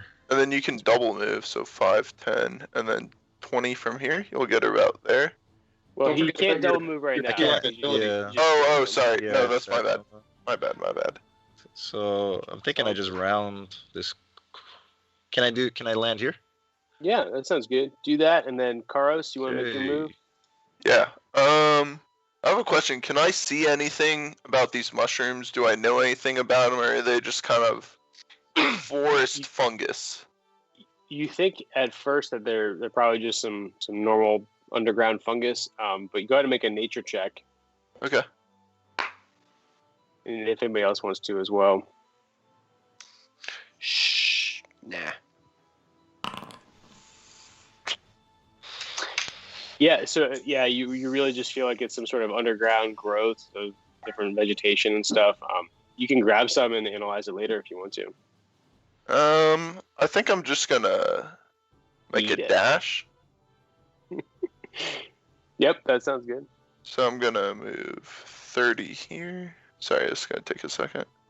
No, you're good. Shatter, you're gonna be up next, so I'll let you rock and roll while Karis figures out his movement, and then Wakan. Awesome. So I will. So we do this now. This. And since we're all just moving, Wakan, you can even move at the same time as Shatter if you want. Okay. Yeah, I'll be going basically same route he took. Okay. As Rowl starts to his turn there, the dragon, you can hear this deep breathing same type of smell breathing that you sensed earlier as he's trying to figure out some sort of scent, whether it's you or something else. And you hear the sound of him moving, getting a little bit closer from where you just came. Gotcha. Rowl, you want to make your turn? Yeah, I'm gonna dash, and so that's about 60, I'm guessing. Yeah, you can go basically right across. There's just a little spot where you would jump. Hey, Rowl, have you used your feline agility? I have not yet, but I thought, does that double up on your dash, or does it just... Oh, it doubles up on your dash? Yeah. Oh, so you're just like lightning. Yeah, I'm just She gone. She gone. She gone. All right. It'll be like 120. So I guess can I see the other room? Yeah, you guys actually all kind of creep around the side there, and you find yourselves rounding the corner. You take a quick left, and you're still alongside that deep chasm. This room is empty. You see no enemies of any sort. You see a pathway up above you. It's probably more like 35, 40 feet. It's pretty high up there. There's a little bridge that goes across, and then looks like the path in front of you, in front of that fire, goes north, and then you might be able to try to climb up or something like that. But really, right now, all you're seeing is a path to the north as you're moving up. You're not technically in initiative, but don't go hog wild. Just move where you feel like your guy wants to move. And how high did you say these walls are here? It's gotten higher. It's probably closer to like 40 feet now. Okay. So if it's helpful to stay in an order, go for it. If not, you guys can just rock and roll and keep moving. Yeah. Maybe go like Wakan, Shatter, me, Rowl. That's fine. That's fair. Go ahead, Wakan.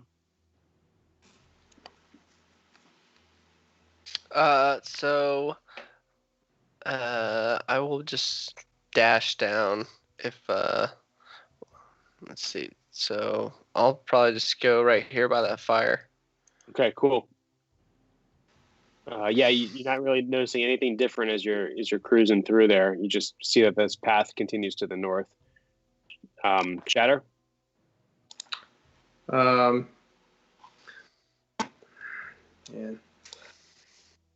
I'm going to use this eventually. Yeah, all right. Screw it. I'll just I'll follow Wakan's general path, but I'm gonna dash. So lets me do 80 feet. Shatter, you creep your head around the corner and look to the north, and you see a massive room filled with treasure. Hey. I'm thinking we want to go up and to the south. Send Turtle Boy up there. Charos, then Rowl. I do have a high stealth. Oddly enough. So do I know how? Like, do I know? Could Rowl climb these walls? Would he need a boost? Rowl can climb 20 feet just naturally with claws. Any of you guys could attempt to climb this, especially like south of where Wakan is and Shatter, where there's all those nice little handy holes, and then maybe north, like 20 feet in front of you, there's some stuff. Yeah. So yeah, there's that to consider. Could I kind of just move here right in front of these things and kind of brace myself in case Rowl would like to use me for assistance? Because Charos is a kind of big, strong character, so I think he could, somehow try to help Rowl if Rowl wants to climb up and get a better vantage point. If you wanted to ask him ahead of time, sure. Yeah, so Rowl, if you, I think if you go up there, you could see more into the next clearing ahead. Do I need to roll? Mm-mm. No. Okay. So that's what you want to do. Yeah, that's cool. I would end up somewhere around here, I'm guessing. Yeah, we'll say Charos kind of gives you a little shove up. Yeah. Okay. And then do I have any more movement left, or? Because you really didn't do an action or anything. He just kind of tossed you up, so you can move probably at this point another 20 feet or so if you just considered it being your dash. Okay. Because do you have 30? You have 35, right? I think 30, but I'll take 35. Yeah, something like that. Yeah. So from up above there, you see that there's an exit to the south. Okay. And it opens up into another room. It looks almost more like an underground city type of room, but it's more lit. You hear the sounds of goblins to the south, down that path. And then you obviously hear that dragon really trying to catch, get in there from back where you guys were before. So to the north is treasure and the south is goblins. You got it. Okay. All right. Shatter mix. It's a trap. Does Shatter pull that from his memory of recollections? Buy a golden magic whip. He pulls it from his memory of non-copyrighted Bar Wars movies that he watched as a child. Trek Wars, I think, is where that one came from. So let's do it like this, guys. For time's sake, do you want to go into the treasure room, or do you want to bail and head south and climb up and get out of here? Reason tells me to bail. This treasure room? Like, is it relatively close when you're looking through, or? Yeah, it is. It's 65 feet in front of him. It's just straight up through there. It's right there. Ooh, we should have brought the cart. Just haul it with it. Shit. Yeah. Can we see anything? So around like Wakan and Shatter, there's no sort of buckets or crates or anything. This shit, man. Shit, man. I'm gonna literal shit or. I mean, y'all Steve, are probably. I'm gonna go ahead and take. I'm gonna take a guess that if we try and grab any treasure, we are going to be in an encounter with the dragon. See. So is this a character discussion right now? Guys, I mean, honestly, so you got a couple seconds to decide. Sure. As Charos thinks that the dragon. We got a little bit of time. If we wanna, we can either grab some or run. But we've squeezed through a lot of tight kind of cave paths to get here. I think we could each grab something and ditch. But that's my opinion. There's 3 other people that matter. Shatter just says fool's gold. Charos wants to go in. Shatter's maybe not. What about you, Wakan? I think I'm kind of with Charos and crap. Describe the room again. Describe the room. It's massive, filled with gold, heaping pounds of gold pieces. Rowl, what is your opinion? Being on this perch, is it gonna take me more time to run over and get this gold, or is it You'll be able to hop over to that wooden fence there and use your feline sexiness to jump on down and get the vibe. Yeah, the whole reason I chose the taxi. So yeah. I'm almost positive we're gonna get into something if we go get the gold. I don't know. I don't think it'll be the dragon, but it'll be something. I don't know if that's something you guys want to do. I think if we're moving and grooving through the treasure room, it's like a grab and go, smash and grab style. There's no time to look at pretty stuff. It's what you can grab, shove in your pockets and shells and run. Yeah, worst case scenario, we leave the turtle behind. Okay. Bobby, real quick, before we make a decision, can we see an exit in that room? You cannot see an exit in that room from where you are. That's a good end. Shatter's opinion remains the same. Maybe we just send one person in who's got a lot of stealth. Cannon fodder. Right. Hope they get out. Attach them to a rope and then pull them out. Is that how this works? No, I still think we go in just because the dragon has a long ways to get to us. No, he doesn't. It took him 3 turns to get through the last room. Who's first on the rotation to move? I think it's Wakan or Shatter. Like 15 seconds. But I'm just gonna put you in there if that's what you guys want to do, and we'll just say that you all did that on your turn. All right. It just depends. Are you all gonna do it, or just a couple of you? I vote yay. I think Wakan was yay. Rowl was yay. 3, 2, all or 1. We're going in. We're going in. All right. You can't adventure alone, Birdman. Let me tell you what you see. You walk into a room that has been built over top of a very deep cavern. Okay, so down below, although the image may look like water, it is just straight down deep. Around you, surrounding this treasure hoard, are walls. There's some cracks in the ceiling that give way to a little bit of light that shine in on all this gold. But you're looking at thousands of pieces of gold, and there's 2 main things that catch your eyes. You're looking out at this treasure that more than you've ever seen in your entire lives. One is a chest that rests dead center of all this gold, that as you look at it, it's going to take you a little bit of extra effort to wade through all of this treasure. It's not just 45 feet, Charos. It's going to be like a little bit of a fight, like a rough terrain to get through. Sure. And then way up high. way up high on a scaffold in the top right is another chest that is decorated very ornately. It's extremely old. It looks like it has a very complicated locking mechanism on it, but it's on this scaffold that's up high that would take quite an effort to get to. And beyond that is just rubies, gems, diamonds, all sorts of rich stuff, right?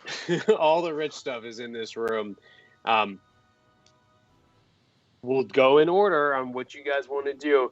As you're going in there, you hear the dragon making its way sort of into that room where you fought the dog. You're not sure, but you think you maybe have about 25, 30 seconds. Can we roll initiative? To the other room? Okay. Yeah, if you want to roll initiative, we can make it easier. I'll do it for you right now. That's my fault. Let's make it easy. There you go. There's no enemies in this room, so it's... Yet. All right, Charos, what do you want to do? So just for my knowledge, since we're saying it takes a bit to wade through the gold, are we saying about half movement? It's half movement. It's exactly right. Half movement? Okay. So, let's see. Could I yell to the man cat, grab on? Yeah. Before I charge and dash forward? Go for it. Okay. So I yell, grab on. It's up to him if he wants to dash. I'd like to move here. That's 30 movement. And then if I dash, I have 40 more movement. So here, I'd get here. Wading through the gold. Yeah, so 20. 5, 10, 15, 20. Okay, so Rowl is riding you? Rowl's, yeah. On top of the steed. Party. So he's... just making sure. That's the end of my turn. All right. Which chest are we going for? We're going for that top right one. Damn, ambitious. All right. You guys are... Don't worry. So Charos, just so you know, you're like chest deep in gold. It is feet high, right? So like 4 feet, yeah. I get it. Yeah. It is okay. A ton of gold as you're wading through this. And Rowl, you're just riding this guy through a sea of gold. It's kind of gold surfing. Okay. I feel like you have this moment where you're like Scrooge McDuck style. All right, Shatter, go ahead. I don't even know. Okay. So 2 questions. The chest that Charos and Rowl are going after, from the peak of the gold mound, how high up is that, roughly? It's like 50 feet up. It's pretty high. 50 feet. What the fuck? Okay, so that's... Rowl, what is that, like 3 rounds of climbing for you? I do 20 per, so it'll be 1 dash, maybe 2 rounds. Okay. Yeah, you guys go for that. It's gonna be rough. The second question: these cracks in the ceiling, how high do they look? The ceiling itself is quite high. It's probably like 80 to 100 feet up. Jesus Christ! And the cracks are very small, like they're like small enough for a cat to fit through, or like an inch or so through. I mean, if I could make the perfect map, there would have been no cracks. Let's put it that way. Like, there's no exit up above. Got it. Point. Unless you're a dragon. Yes. Well, just bang through. All right, Shatter. What do you want to do, man? Okay. Yeah. Sorry, I stalled enough. Okay, so I can use my regular movement to get to here because I'm not in gold, right? Yep. All right, cool. And then I'll take half movement on a dash and go 20 feet. I don't even need to go that far. I'm going to open this chest. Okay. You should be able to see it now and just grab it and open it. Oh, wait. Why is there a great axe in there? No. I don't need it, but I'll take it. No. There was... Can I dual wield them? There you go. Try again. Open it back up. Oh, nice. Soulbound Spear of Feathers. That sounds excellent. I'm gonna just do this before anybody takes anything. Yeah. Wait a second. Okay, so you pull that out of the chest. Around you again is like just tons of gold and rubies and gems and stuff. That'll be the end of your turn, though. Rowl, you're in an interesting position where you just kind of hopped on him. So I'm going to let you take a full turn here as part of your move. So my feline agility, is that charged back up? It's Shatter. You know better. Is it once per long rest, or is it once per turn, or what is it? No, it says like recharge if you he don't just has move to. once. He has to have a round where he doesn't move at all. Oh yeah, he's good then. Or he doesn't move so I figured from the other cave to here. So, what do I need to do to get to this chest? And I think it's like a dash plus feline. Okay, here's what you're gonna do. You're able to move 10 feet to get to that wall. Okay, so that counts for 20 feet of your movement. Okay. Your movement speed is 30, right? 30, yeah. And then the feline agility doubles it. So you've got to essentially, if you dash, you have 120 feet total of movement. Right. So that means that you have 110 left. But are you able to scale up a wall the same as you're able to walk, or does it specifically say in your character sheet like you can? It says 20 feet. So 2/3? I'm going to say that you can, as a dash, I'm going to let you double that. Okay. So we'll say that you're right underneath the scaffolds at the end of this turn. Okay. Okay. That'll work. We'll see if it'll work. Wakan, turn. I'm going to die. Just dies. Yeah. What do you think? Wakan, what do you want to do? I think you said when we came in here, we heard the dragon we heard that it had entered the room with the dog. Right? Yeah. It's almost in that room. It's almost in the room with the dog. Yeah, you can sense it's getting close to that room. And after that, so that means it has to go through.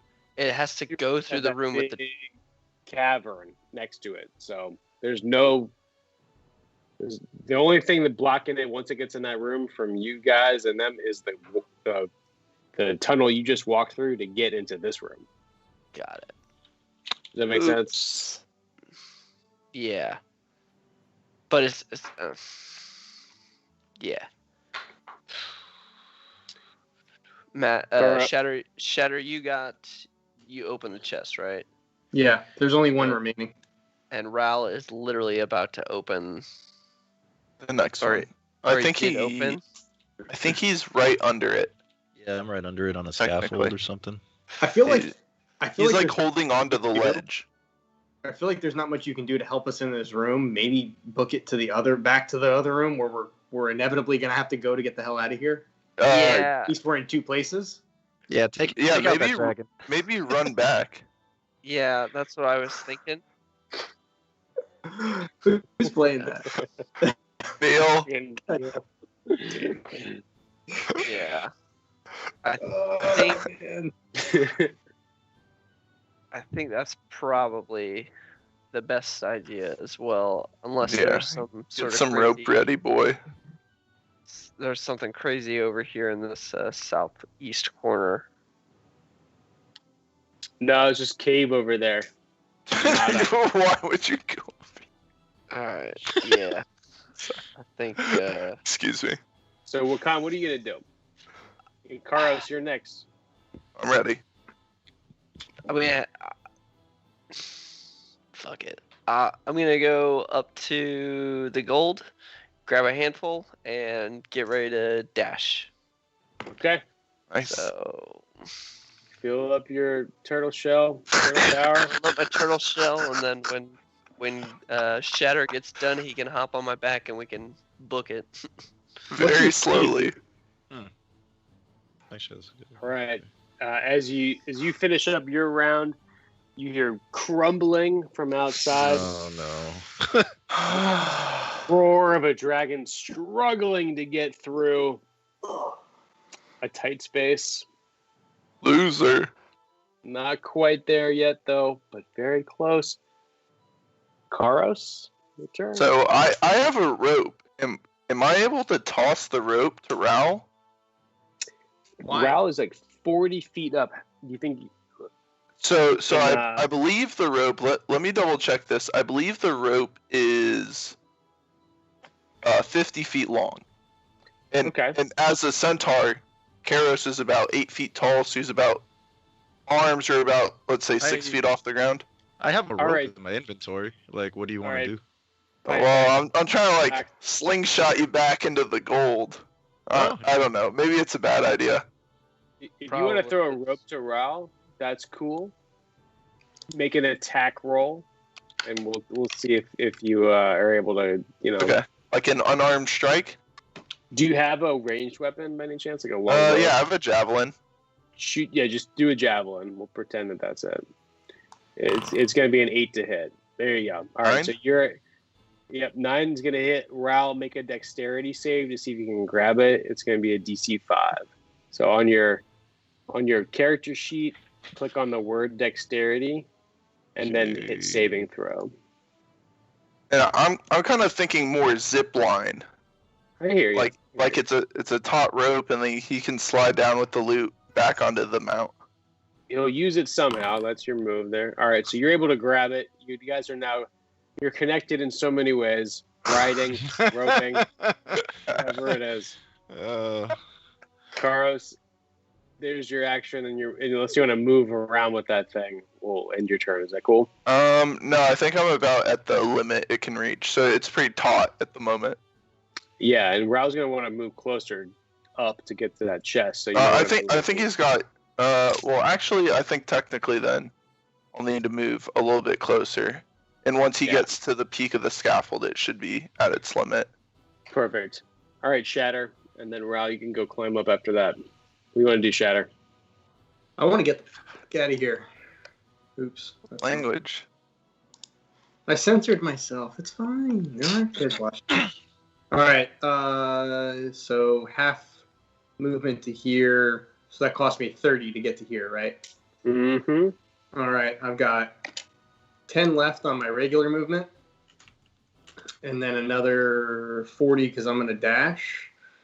Okay. So that's 50 total. All right. Yeah. I love you guys. But you're taking off. Okay. Cool. So you look out and you don't see any sort of goblins or anything right now, Rowl. So I'll just leave this treasure, come back down, and no. Okay. So I climb up and open the box, and I just take all this stuff. All right, cool. What'd so you get? It's a ritualistic dagger and a potion. Cool. All right. Do I need to do anything, or no? You're good. You can go ahead and click on. Should be like a loot all button. All right. Right. Go ahead and grab that. And we'll talk more about what you grabbed a little bit later. You've got some movement speed left. You used your action to grab all the shit though, so you've got maybe 10 more of climbing if you want to climb down a little bit, or you can. Yeah. Okay. Cool. I mean, there's no other kind of modified movement I can do in terms of the rope and everything because Charos already used his turn, right? I mean, you grab the rope and you're just going to be like, ooh. Well, I was thinking kind of more of a zip line because it's pretty taut. He could hold his whip, kind of Indiana Jones, and slide down. What is he going to tie it to? So he's holding the whip. Did you toss it with a javelin or did you just toss the rope? Did I toss it with I did do a javelin roll. Dungeon Master. Does that count? Yeah, whatever. Yeah, so I tied it to a rope. I tossed it and it hit the chest with the javelin. And is that so? It's pretty taut enough for me to zip line. It's a big chest. Zip it. I love it. Whatever. Do it. Okay, cool. So I'm like, how far am I going down on the zip line? Like 10 feet or? I think it's 50 you're going vertical. the whole way. Yeah, you're going the whole way. If you hold on to that thing, you're just going. You're not gonna be able to stop. So be down here. Or? Yeah, you crash on down in there. Let's roll. Yeah. All right, Wakan. I will be using my dash maneuver to move with Shatter. All right. As the top of the order comes, you hear the bursting of a dragon coming through the tunnel in the room next to you. Mm-hmm. Now, yeah, it disappears. All right, Charos. All right, I'm gonna try to dash my way out of here. So I'm gonna run 20 feet here. Okay. And then friendly DM suggestion. There's only, let's put it this way. There's only rough terrain where there's gold. Right. Oh. So, can I see gold down here, south? It's very little. So I'm going to go. How far is that? Sorry, I need to move my Skype. About 25 feet through the very little gold there, with a Rowl on my back. So I should have 15 more feet here, and then since I'm dashing, I'm gonna get my ass out of there right next to Wakan with Rowl. All right, there it is. Good job. You guys have grabbed a couple of things out of the chest, and you move back to. You move back to this space here. It is. Let me move you guys a little bit though, because this is where I was before. Y'all are like right here.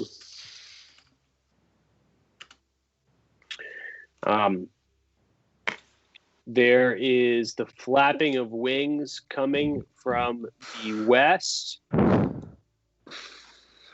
I'm going to put you guys back in initiative real quick. And you can roll real quick. Is Rowl still on my back? He is. He is, okay.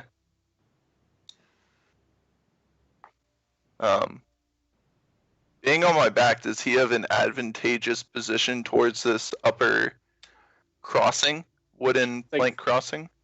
It's like 40 feet up, so not okay. So gotcha. And to be clear, you can tell the dragon has entered a map that you left before, right? Like by that dead dog, which is like 100 feet away. You can hear the wings beating. You see no enemies, and the only way out is to climb up the wall directly in front of you. Just throwing that out there. What do you want to do? Honestly, I want to piss my pants. All right, so I guess I got dibs on the movement.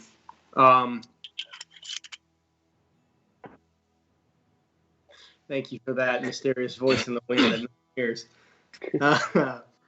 So this area right here where I'm circling my cursor, that's an ideal place to climb, right? That's kind of jutting out rocks, good footholds. Yeah. No, that's true. And I'll tell you, right in there is a little bit of a dark area as you look at it. Like you could climb and kind of shove yourself in there if you were trying to hide. If you were a centaur, though, you couldn't really do that because you got 6 limbs or whatever. But there's that whole thing. Okay. But yeah, you could climb up there.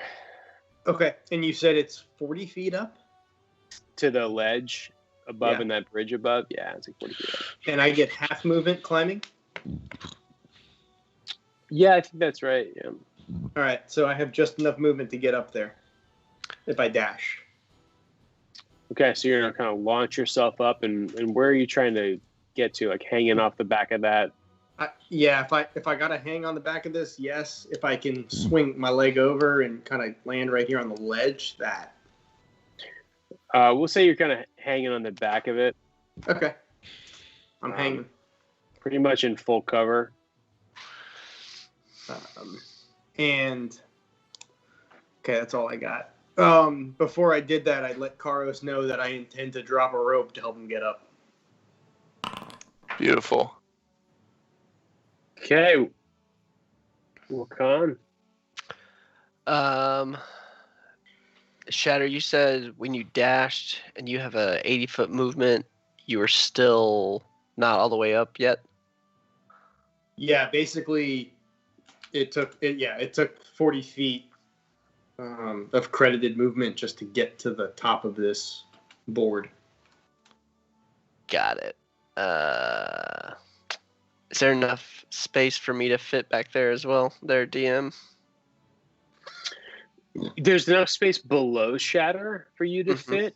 Shatter's hanging on to the back of that wooden plank, like on the top there, but you can kind of fit underneath him. I think that's what I'll do. I'll do a dash and start climbing up as well. Okay. And just You're be good underneath to him. kind of you sneak in there, full cover. Just so you know, Charos and Rowl, there's zero room for you guys to fit into this little area where they're hiding. Okay. The sound of wings is right around the corner. So they're using this kind of board ladder thing to go up, right? Yeah, Shatter's hanging onto the back of it. The board kind of starts 40 feet up. There's a small crack between the rock and the outcropping up top that they're kind of wedged themselves into. Okay. That's kind of where they're hiding. So with my claws and dash, I could do like 40 feet of climbing. Will that get me to the top, not using the board that has no room on it? Yeah, you could climb up like over where you're pointing right here. If you wanted to, okay. Yeah. Okay, and can I still toss a rope down, or is it I used up all my points? Well, the dash actions, like the dash is like your action, but Charos kind of hopped, like he kind of jumped you up there. So I'd say you can move a little bit if you wanted to try to duck and cover somewhere.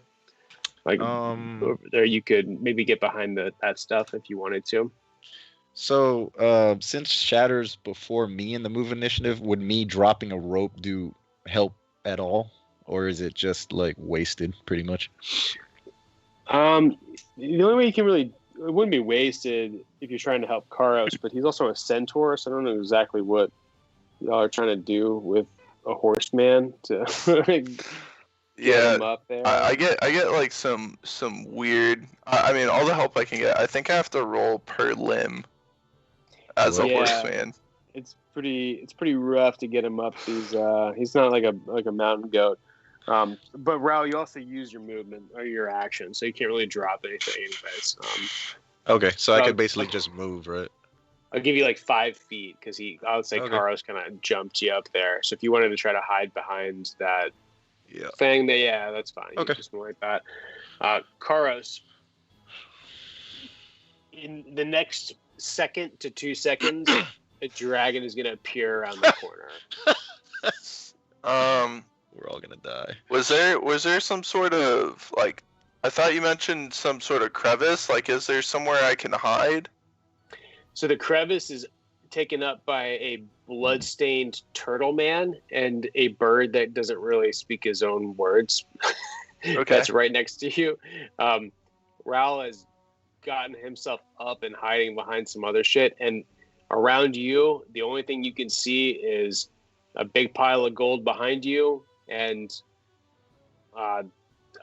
there's a fire hiding behind the fire. I dive in the gold. Go hide in the gold. Because this is clearly the goblin. I'm thinking. The goblin stash. I mean, the dragon's obviously going to take it, but you'll have some time for him to, move back and forth.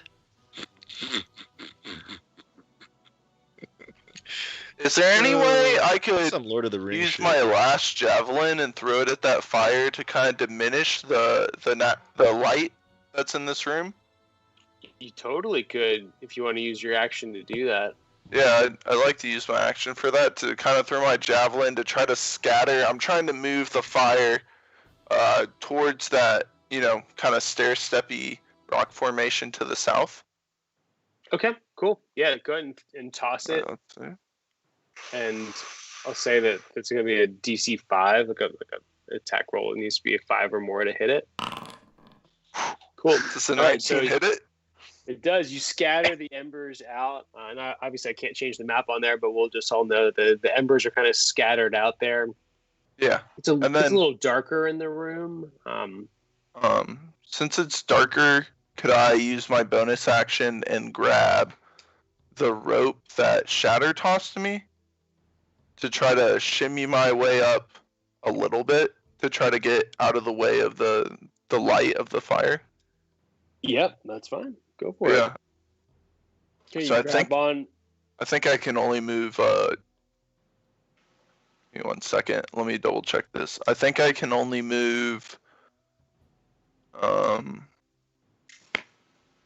can only move 10 feet. Okay. You make about 10 feet up the wall, then. Fucking die. And we're gonna have a couple of things happen. Goonies never say die. All right. Here's what's gonna happen. Give me a second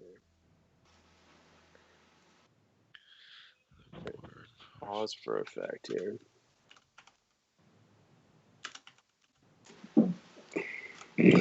And stay tuned for next time when... I know. We are running over. What we like to do is 2 hours, but we're just going to wait. I thought we like to do 3 hours from all the other sessions. Yeah, I know. It's hard to get to.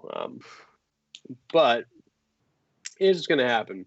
The first thing that goes down is... Fuck. There are a bunch of goblins that run into the room. The first one is this massive goblin that looks like the other ones with this intricate patchworked clothing that's been sewn together, thousands of pieces of tiny cloth and skulls around his waistband there, followed up by two kind of senior-looking goblins, large, big old scimitars on their carrying them over there, and they're running into the room and they're talking about how they have to protect their treasure hoard. And the flapping of the wings continues on as a massive dragon appears and perches itself on this pole to the south. In fact, this thing needs to be bigger. We'll deal with this. Hold on. Oh. Let's try that again. There we go. Now you're big. Massive adult red dragon lands on this perch here. And the four of y'all are just kind of like...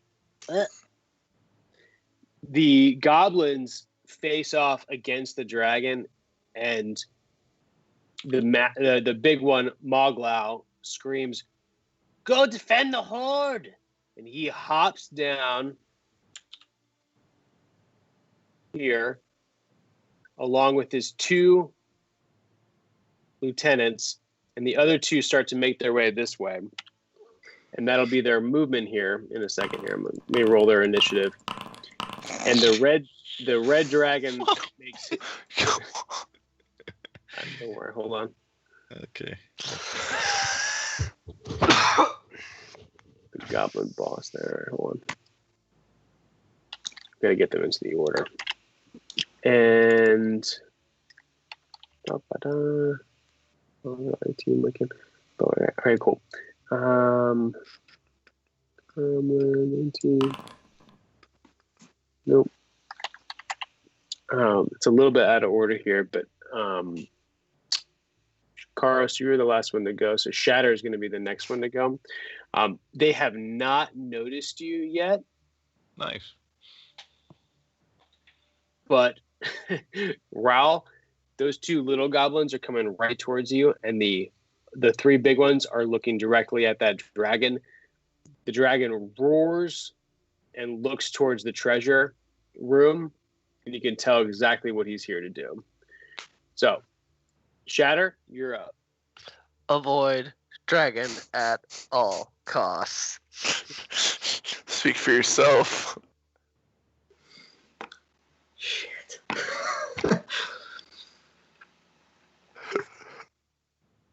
All right.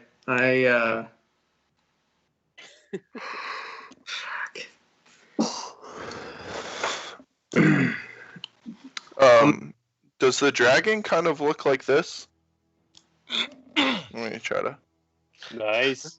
Old school. Well, it's got Guy Fieri's haircut. Oh. It's Dungeons and Dragons and Diners, or Dungeons and Diners and Dragons and Diamonds. Clever. Nice. So Shadow will sneakily, much practical, hop over this wooden board here to land. Okay. And then, I mean, man, you only live once, right? We gotta go south. Does that use any of my movement? 10. That uses 10. I got 30 left. I'm gonna tuck myself right in the corner of this square, right here where it says 30, because that's what I got left. Light on in there. Right there, just to give reinforcements to Rowl in case these fools try to do something stupid. All right. That's it. These two guys are throwing their javelins at the dragon. These two big guys here. They hit. The dragon takes 2 javelins to the left wing and kind of reels back in pain. The next 2 goblins run forward and suddenly jump back as they see Rowl. Then they let out like a menacing little growl, and they both attack you with their scimitar.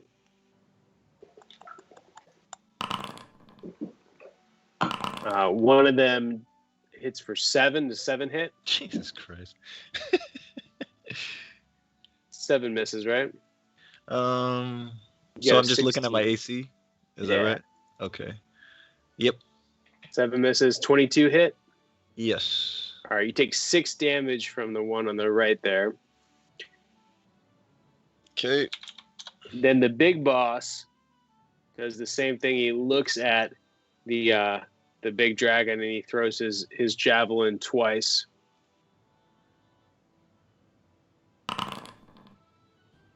And he misses both times. They fly right over the dragon's head, and he curses and rages. Super pissed. Wakan, you're up. So how much more feet do I have up the ladder? Like 20 feet to climb up. Okay. So I'll use my 20 feet to get up, and then I should have 10 more feet for a total of 30. And I will. Oh, God. I wonder. Shit. I almost want to just hug the wall, so maybe I can keep some AC.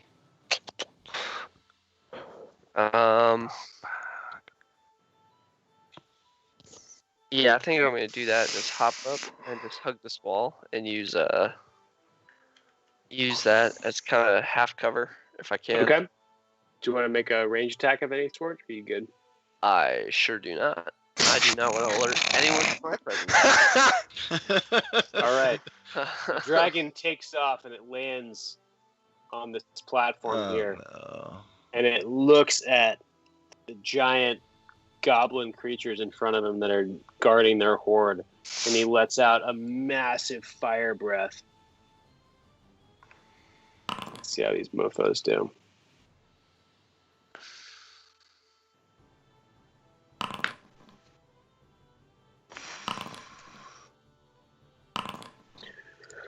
All right. They all fail. Oh, shit. They all fail really badly. DC 21 deck save. And here's what happens. The two medium-sized, like these bigger goblins, just get instantly incinerated. They turn to ash and fall to the ground. The big guy, all of his clothes get singed off. All he has around him are his little bone belt, his bone skull belt, and he's like very badly burnt. And he blood everywhere. He hanging on by a thread. This dragon just blows out this fire breath and almost ends him. Rowl, then Charos. So what's the reaction of these two little goblins upon seeing their chief get barbecued? Like, they must not be concerned with us anymore, right? Or the interesting thing about the way the combat works is it's all kind of happening at the same time, so they don't totally know that it's gone down what's yet. going on? Okay. Yeah, they might react kind of after their turn, but what kind of weapons do they have? Scimitars? Yeah. What's the range on that? Like 5 feet, something like that. Mm-hmm. Yeah. 5 feet. Okay, so remember, if you move away from them, they can take a swipe at you. So be careful. They can take a swipe, like a reactionary swipe or something? Yeah, each of them would be able to do that. Both would be able to as well. Okay. And then 10 feet, so I'm gonna have to move somewhere. Or if I stay still, then I'm still. Oh well. And they're both not damaged yet, right? They are not. All right, I guess I'll whip the closest one to me. Do it.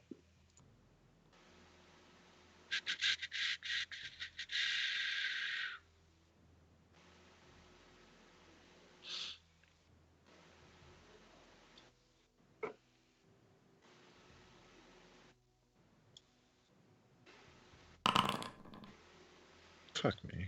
All right, 11 misses. I'm shocked.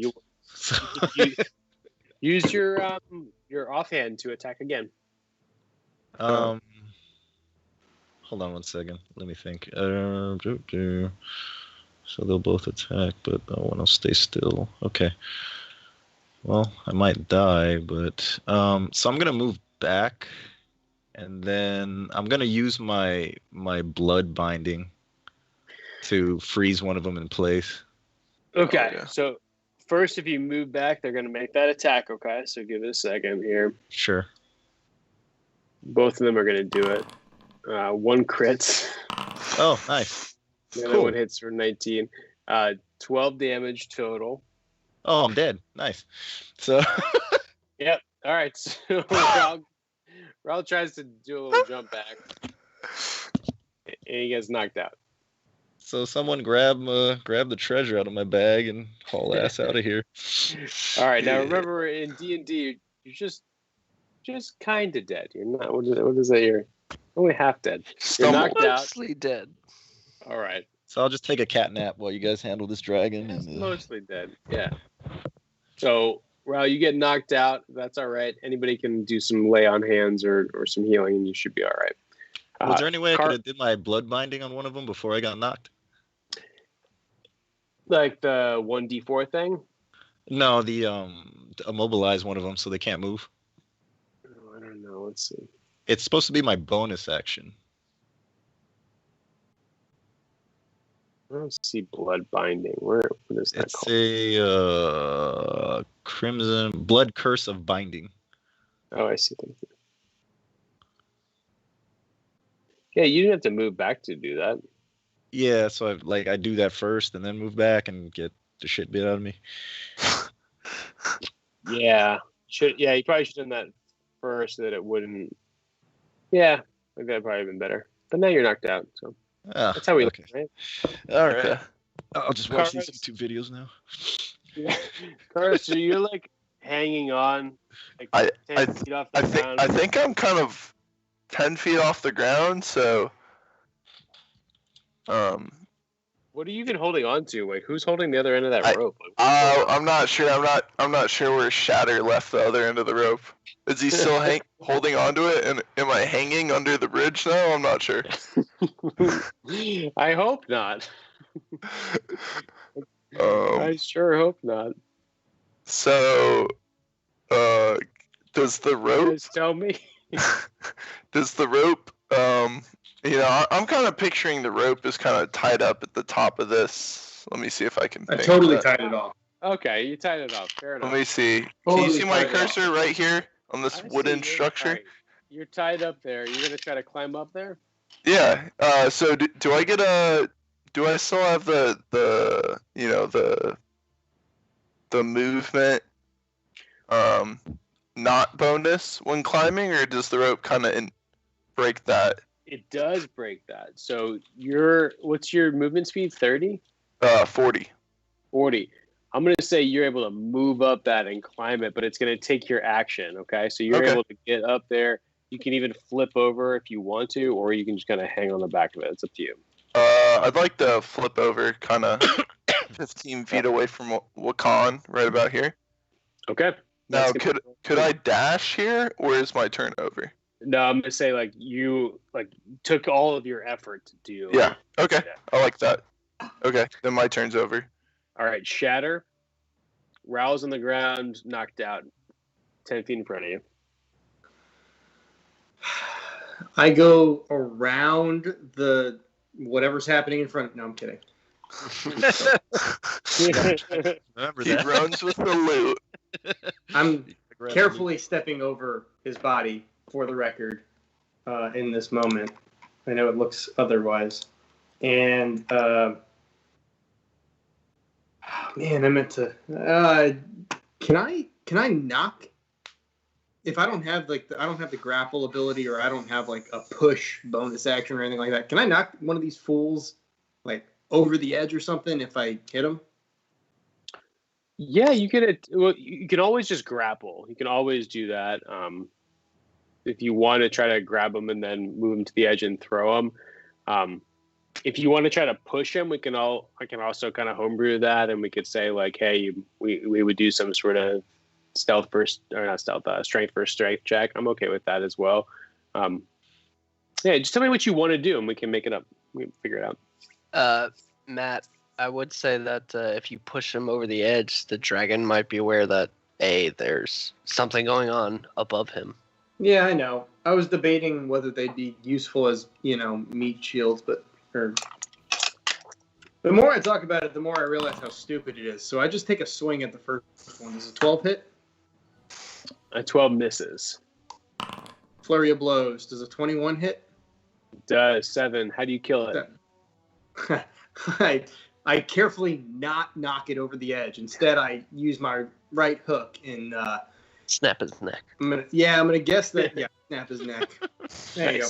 That works. I like it. All right. Deem mock. Second flurry of blows is a 19. Yeah, that hits. All right, 4 damage. Okay, this guy's still kicking. Figured. Alrighty, I will. I'm gonna roll around to his backside, but still, no attack of opportunity there. Okay. Now, remember, with people that are knocked out, guys, you can always go on and use your action to stabilize them. So just so you know, you still have plenty of time to do that. He's not going to die, unless something else happens. We'll see. The goblin next to Shatter attacks him. He's going to attack you with his scimitar. Swipe at you. 16 to hit. 16 hits. He takes a big chunk of 7 damage out of you. Bring it. Is that all you got? Yeah, that's all he got. But he kind of chuckles a little bit. He's like, sweet, I got a 1-hit. All right. Big Boss, a.k.a. third-degree burn victim, steps over top of his comrades here, and he's in like shock, like literal shock. He's stumbling towards, muttering about his gold, his treasure, and he slowly starts to make his way up into his treasure room for his turn. Wakan, your turn. I am gonna let Magala keep going while he's muttering about his treasure, hoping that the greedy red dragon decides to follow him to get all that loot. And I will actually take a shot at the this goblin right here with my longbow. Nice. Give Wakan some cover. Cool. You're gonna stay there? Yes, I am. I am gonna stay there. Okay. He's behind a couple of things, so I'm gonna give him some cover, just so you know. But go ahead. You can shoot him. It's fine. All right.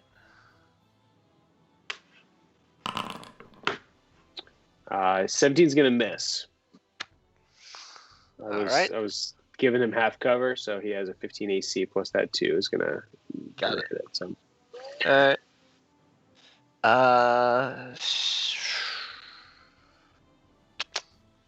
Damn.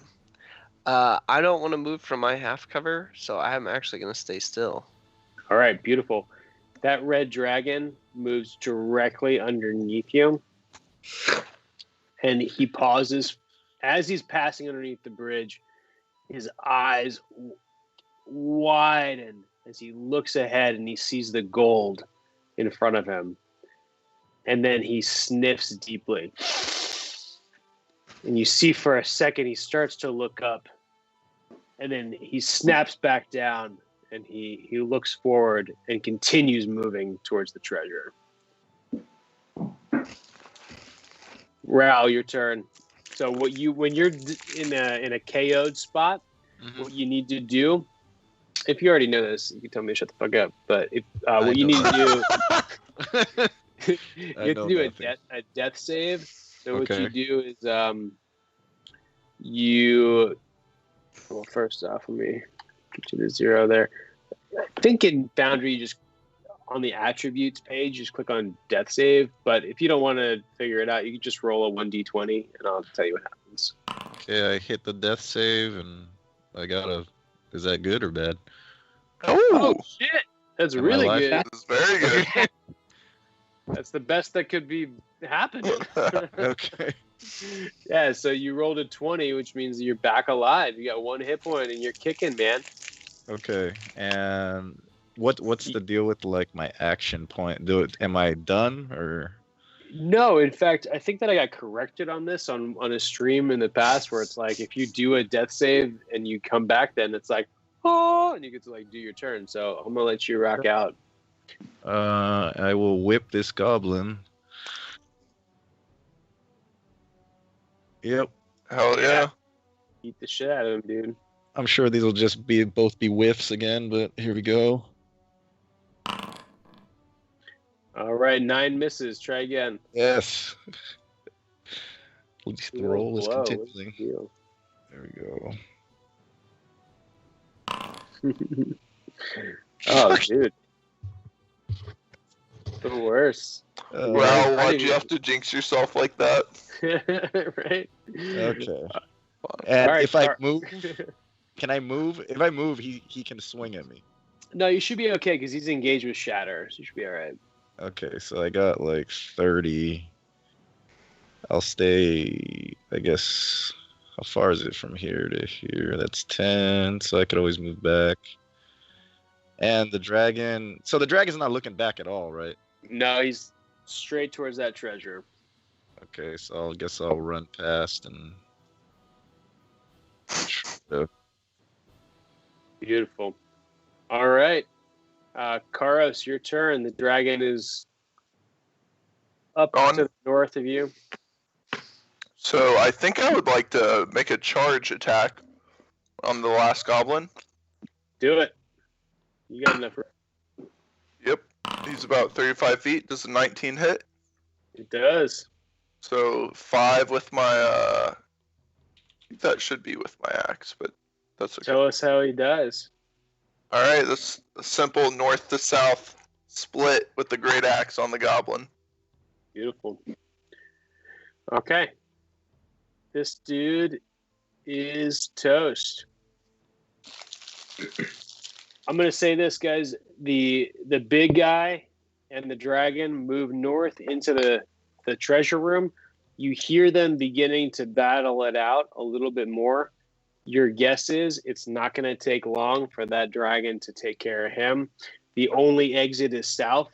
Instead of moving your guy, why don't you tell me what you want to do? I want to go to them and capitalize on the opportunity. Head immediately south with our whole crew while we grab our tabaxi friend and throw him over our Charos. But what if we snuck up on the dragon? Shut up. We'd still die. Everybody gets one advantage on one attack roll. Come on. No, I agree. We should run. All right. You guys head south, and you come into a extremely large room that has one exit. And as you look past that exit, you realize that that's the tunnel that you were gassed in earlier. And there's dead goblins kind of strewn about. Actually, that doesn't make sense because the dragon didn't come through there. There's no goblins in there. It's completely empty. Even that one goblin that trapped you in there, there's nobody there. If you want to, you're able to roll right through that tunnel and head right on out.